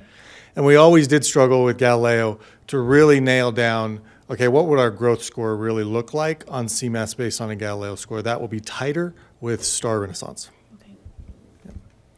So, So that's good news, that as we get to mid-year, the growth that we see happening with STAR should be more predictive of the outcomes that we get at end of year through CMAS. But Tamara, do you just want to briefly talk about Acadians, or can you? Yeah. I think Well, Tamara I'm talked. just going to ask him one question. You can come to Dr. Kolke. The students are going through the mid-year STAR testing. Did that window open now? Or opens the first. Tomorrow. Tomorrow, okay. So would all of them be tested before the winter break? Correct. Okay, so we will have some growth. We'll get it to you in the middle of January. We've already discussed it. Perfect. We want to make sure we get our slices on the data as it comes out when we come back. Yep. Just want to make sure I'm answering the right question. The difference between the early literacy assessment, so Acadiance's early literacy assessment, and connected to CMAS, which is just overall literacy proficiency. So CMAS measures much more than early foundational literacy skills. And so when we looked at the third grade data, when we see this slide up there, and it is really good to point that out, we would want to, of course, if we're getting students to have proficiency in early literacy foundational skills, phonemic awareness, all of those building block pieces, we would want them to also, by third grade, which is very predictive of if you're competent in reading by third grade, you stay competent. We would also want them to do well on CMAS. The issue that we're seeing when we talk transfer, the use of the word transfer, I think, is a little misleading. You don't transfer the skills from early literacy to an assessment that's much more comprehensive. The CMAS assessment is not measuring early literacy foundational skills. It's measuring, are you able to take those building blocks and apply it to understanding? Can you comprehend what you read? Can you look at two different texts, and can you analyze them and talk about them and summarize them? And you don't do any of that on early literacy. Literally, can you read words? Can you do some of the building blocks of understanding word parts? Can you do that fluently, the speed of that? It's not like really the understanding, the learning to read, which we've talked about before. What that, I believe, tells me, and the focus on what we've been doing as a district with focusing on best first instruction, is that at the same time, kids are in the early grades, kindergarten, first grade, second grade, we should not just be focusing on science of reading and learning to read. We've got to do that at the same time we're building comprehension. And so that is in our Wonders curriculum. That is in those resources and the work we're doing to plan for that. If teachers are not doing that same sort of those same sort of lessons and only focusing on pieces connected to foundational skills, by third grade, they won't be able to do those things. Also, if by third grade, they are still, you saw with some of the numbers, and you know the numbers of the district, if they don't have those foundational skills, it's very difficult to be able to access. That's why the data says that. So that was a very long explanation, but I'm It was happy very to go good. Thank you. into it further. So what I hear you saying is it's a little bit that we're comparing apples to oranges, but it's not necessarily a bad thing we're doing that. It still gives us kind of an insight, but we just need to understand that they're not exactly looking at the same thing. So. Yeah, I think like with David's explanation of the STAR assessment, and we actually, schools and teachers individually should be looking at that early literacy data and Acadians, but also in connection with the data that is connected to comprehension. So pieces within our curricular resource, within the Wonders curriculum, within units of study, within assessments there, and for those that are taking STAR, even at the early grades, what's the connection there with the assessment data we're seeing there? You're putting those two pieces together, then you're going to be seeing more on track. Are they going to be on track for being competent on a CMAS that's measuring, can you read? Okay, thank you. Yeah. Thank you. One more thing I have noticed, I have been in elementary classrooms as a volunteer sometimes. Third grade is the first grade where students are tested at the end of the year in a CMAS testing. If I'm right, kindergarten to second grade don't do CMAS testing. So a lot of our students sometimes, and I've seen some of the teachers help our students, that being the first year, how to choose the right answer, like the technology part of it, because a lot of it is computer oriented. Some of the students struggle with that. So having the ability to read passages and then choose the right answers, and some of them you have more than one answer to choose, and sometimes students only pick one answer, and you got to know there is if it's a square, then it's only one answer, or if it's a circle, it means two answers. There are some little tips out there. So it's still like seeing this kind of discrepancy between Acadians and CMAS scores. That's it seems like it's not just for your school, but it's common for other schools too. So there is some disconnect out there where students who are learning how to read, and part of Acadians is to read a passage and remember the passage and recount that passage to the person who's doing the testing. So it's not translating. So, but it's on your radar. So good enough. Any further questions, thoughts, summary? Thank you. Thank you for being here. I wish you the very best. And as I mentioned to you when I introduced myself at the top, I didn't know you before. I don't think I've run into you. Looks like you've been in the district for a long time, but somehow we haven't crossed paths. But like I said to you, we board directors have schools that we have been assigned to, and Penrose is one of the schools that I'm assigned to. So please send me invites for your school events and opportunities where I can come and visit your school and get to know you a little bit better during the... Absolutely. Yes. Absolutely. Thank you. Thank you. And I'm the last one for you guys. There you go. Thank you. Thank you. With that, we have come to the end of the board meeting, and couple of things I wanted to point out before I adjourn the board meeting. I think this Saturday we have the Parade of Lights. Devra, I think you have sent the information to the board members, so if you are available, please do join in that celebration out there. The other thing, Chief Odom, you reached out to me, so providing an update.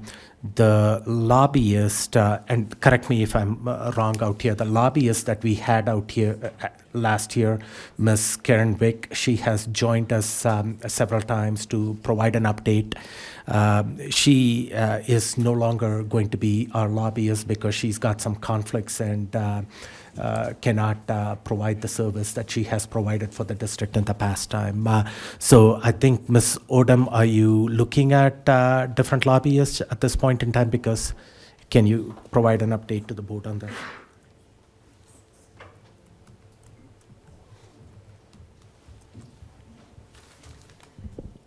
So I do have some recommendations from Ms. Wick, and I am researching the local consortium. There's it used to be called the Southern Alliance, where a group of school districts join and are represented by this consortium. What I'm trying to validate, and I'm speaking with other local districts that participate in that, are what are the pros and cons in joining that if something comes up legislatively that's more of a financial matter, where we would want very specific representation versus representation from a group that we might not get individual advocating for. That's what I'm trying to verify to report out. So yes, I do have some recommendations, and I'm trying to report out hopefully by tomorrow after I finish talking to a couple of the local districts and what they feel the benefit is. Okay, right now you don't need any board input on this matter? No, sir. Okay, thank you. We'll leave it at that. So just one, okay, go ahead. Can you help me understand? We got an email that said these people are approved to go to the State House and testify on behalf of District 11.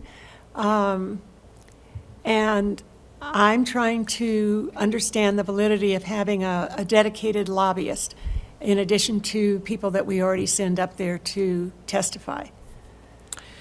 So that's a great question. My understanding, and I'd like to go back and do some more research, but my initial response is that a lot of those experts that are coming from our district, is that the email you're talking to, are usually giving testimony on the way something should, they're explaining like food service. Let's just say it's a food service legislative matter.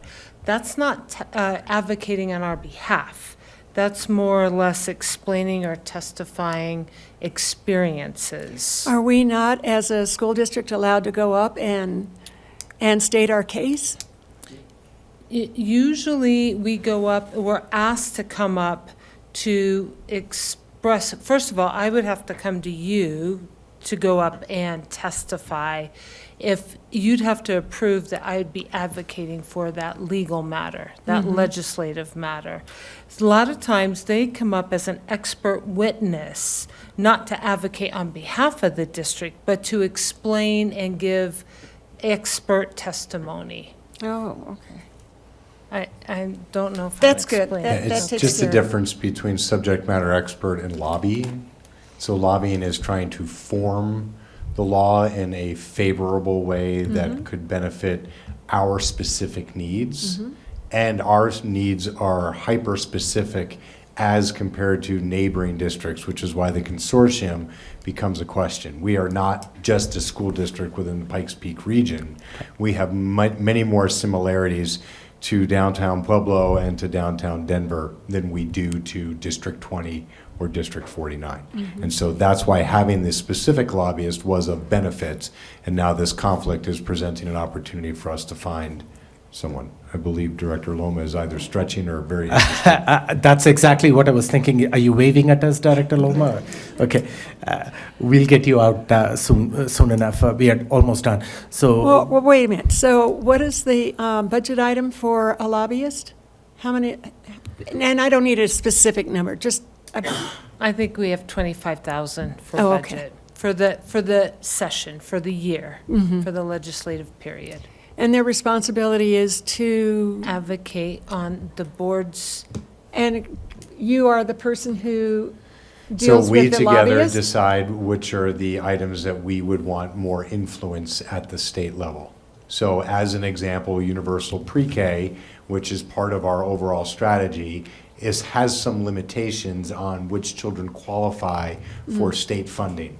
We would want to make an argument that would say it should be more expansive and not restrictive. Getting all 3 and 4-year-olds access to pre-K is a proven national strategy to increase academic achievement for a variety of different reasons. And so we could individually try and make that influence, but that's just unfortunately not how the state houses work. You need a lobbyist who then is helping to influence that committee that makes our argument for us.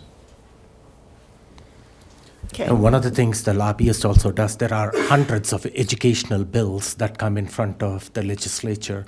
So what Ms. Wick has been doing over the last year during the springtime, she comes at every board meeting and provides us a regular update on the progress of those bills. And then we as board members ask her questions about specific things and also provide guidance on that matter as to how to advocate for the right funding or educational programs. My experience has been when she came, she just told us there was nothing of us giving our input out. We can use that as an opportunity collectively as a school board, telling her that, hey, if there is a bill such as, let's say, mill levy equalization, that comes up that impacts the district, but that is one of the purpose, that she is here to get collective board input. That position is here, and so Yes. this is an opportunity. That position is here, and then when she comes and reports to the board, we can collectively say, collective will of the board, if that is the case, that, hey, advocate for this bill, or we would like to see. That's part of her job, to get feedback from the board. So you will get back to us tomorrow to let us know, or in the next few days, to let us know when you need board feedback on that. My intention is to send a communication to the superintendent and let him. Thank you. Perfect. That's the great. Director Nelson. And this is immediate? She's stepping away effective immediately? Or will she finish out this contract? We do have a contract that we could have exercised. She felt uncomfortable. She felt like she had a conflict because she is working for Case. Oh, So, and she's doing some lobbying things for them, so she felt. congrats to her. That's a big deal. She just felt it was a conflict. Yeah. So, So- I respect that. Yeah, so she is stepping away immediately and not Mhm. finishing out. Okay, just wanted to clarify. So we're looking immediately And for she a gave new- some recommendations for Yep, them got it. checking into. Okay. Thank you. Thank you. Check into it, and at some point in time, reach out to Superintendent Gall, and if you need board input on that, get back to us on that at that point in time. Thank you. Appreciate your feedback on that. That's all I have. May I have a motion to adjourn? Oh, hang on a minute. Okay. Before I get called out, another point of order. So, okay. Yeah, it's been quick trigger today, like point of order. So, let's get a motion to table all these school improvement plans that we had. Let's start with all the 11 school improvement plans. And maybe I can make the motion. Okay. Thank you. These are the schools and the date that they were presented. Okay. So do I need to go with separate motions for each of these? And Okay. if you could just list all of them. Okay. And then just take it. Okay. Okay, I will make the motion, and let's go from there. So I move to bring all the school improvement plans for action on January 11th, 2023. Table them till January 11th, 2023. And the schools are Adams, Columbia from October 12th board meeting, Fremont Carver from October 26th board meeting, Audubon Martinez from 11-12 work session, Jack Swigert West Middle School from 11-9 board meeting, Mann Middle School from 11-16 work session, Penrose and Twain from November 30th special meeting today. So all those schools table this until January 11th, 2023, when they will come back as action. Moved and seconded. Can I have roll call, please, Marcella?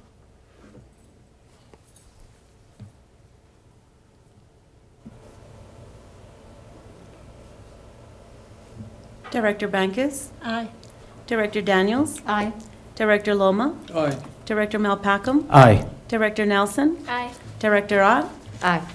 The ayes have it. So we will have all these schools as action item on January 11th, 2023. And before the winter break, if we can have all the school USIPs, Dr. K, that would help out. Thank you so much. Now, may I have a motion to adjourn?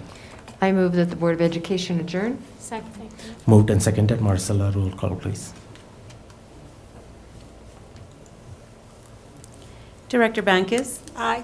Director Daniels? Aye. Director Loma? Aye. Director Malpacum? Aye. Director Nelson? Aye. Director Ott? Aye. The ayes have it. We have officially adjourned at 9:12 p.m.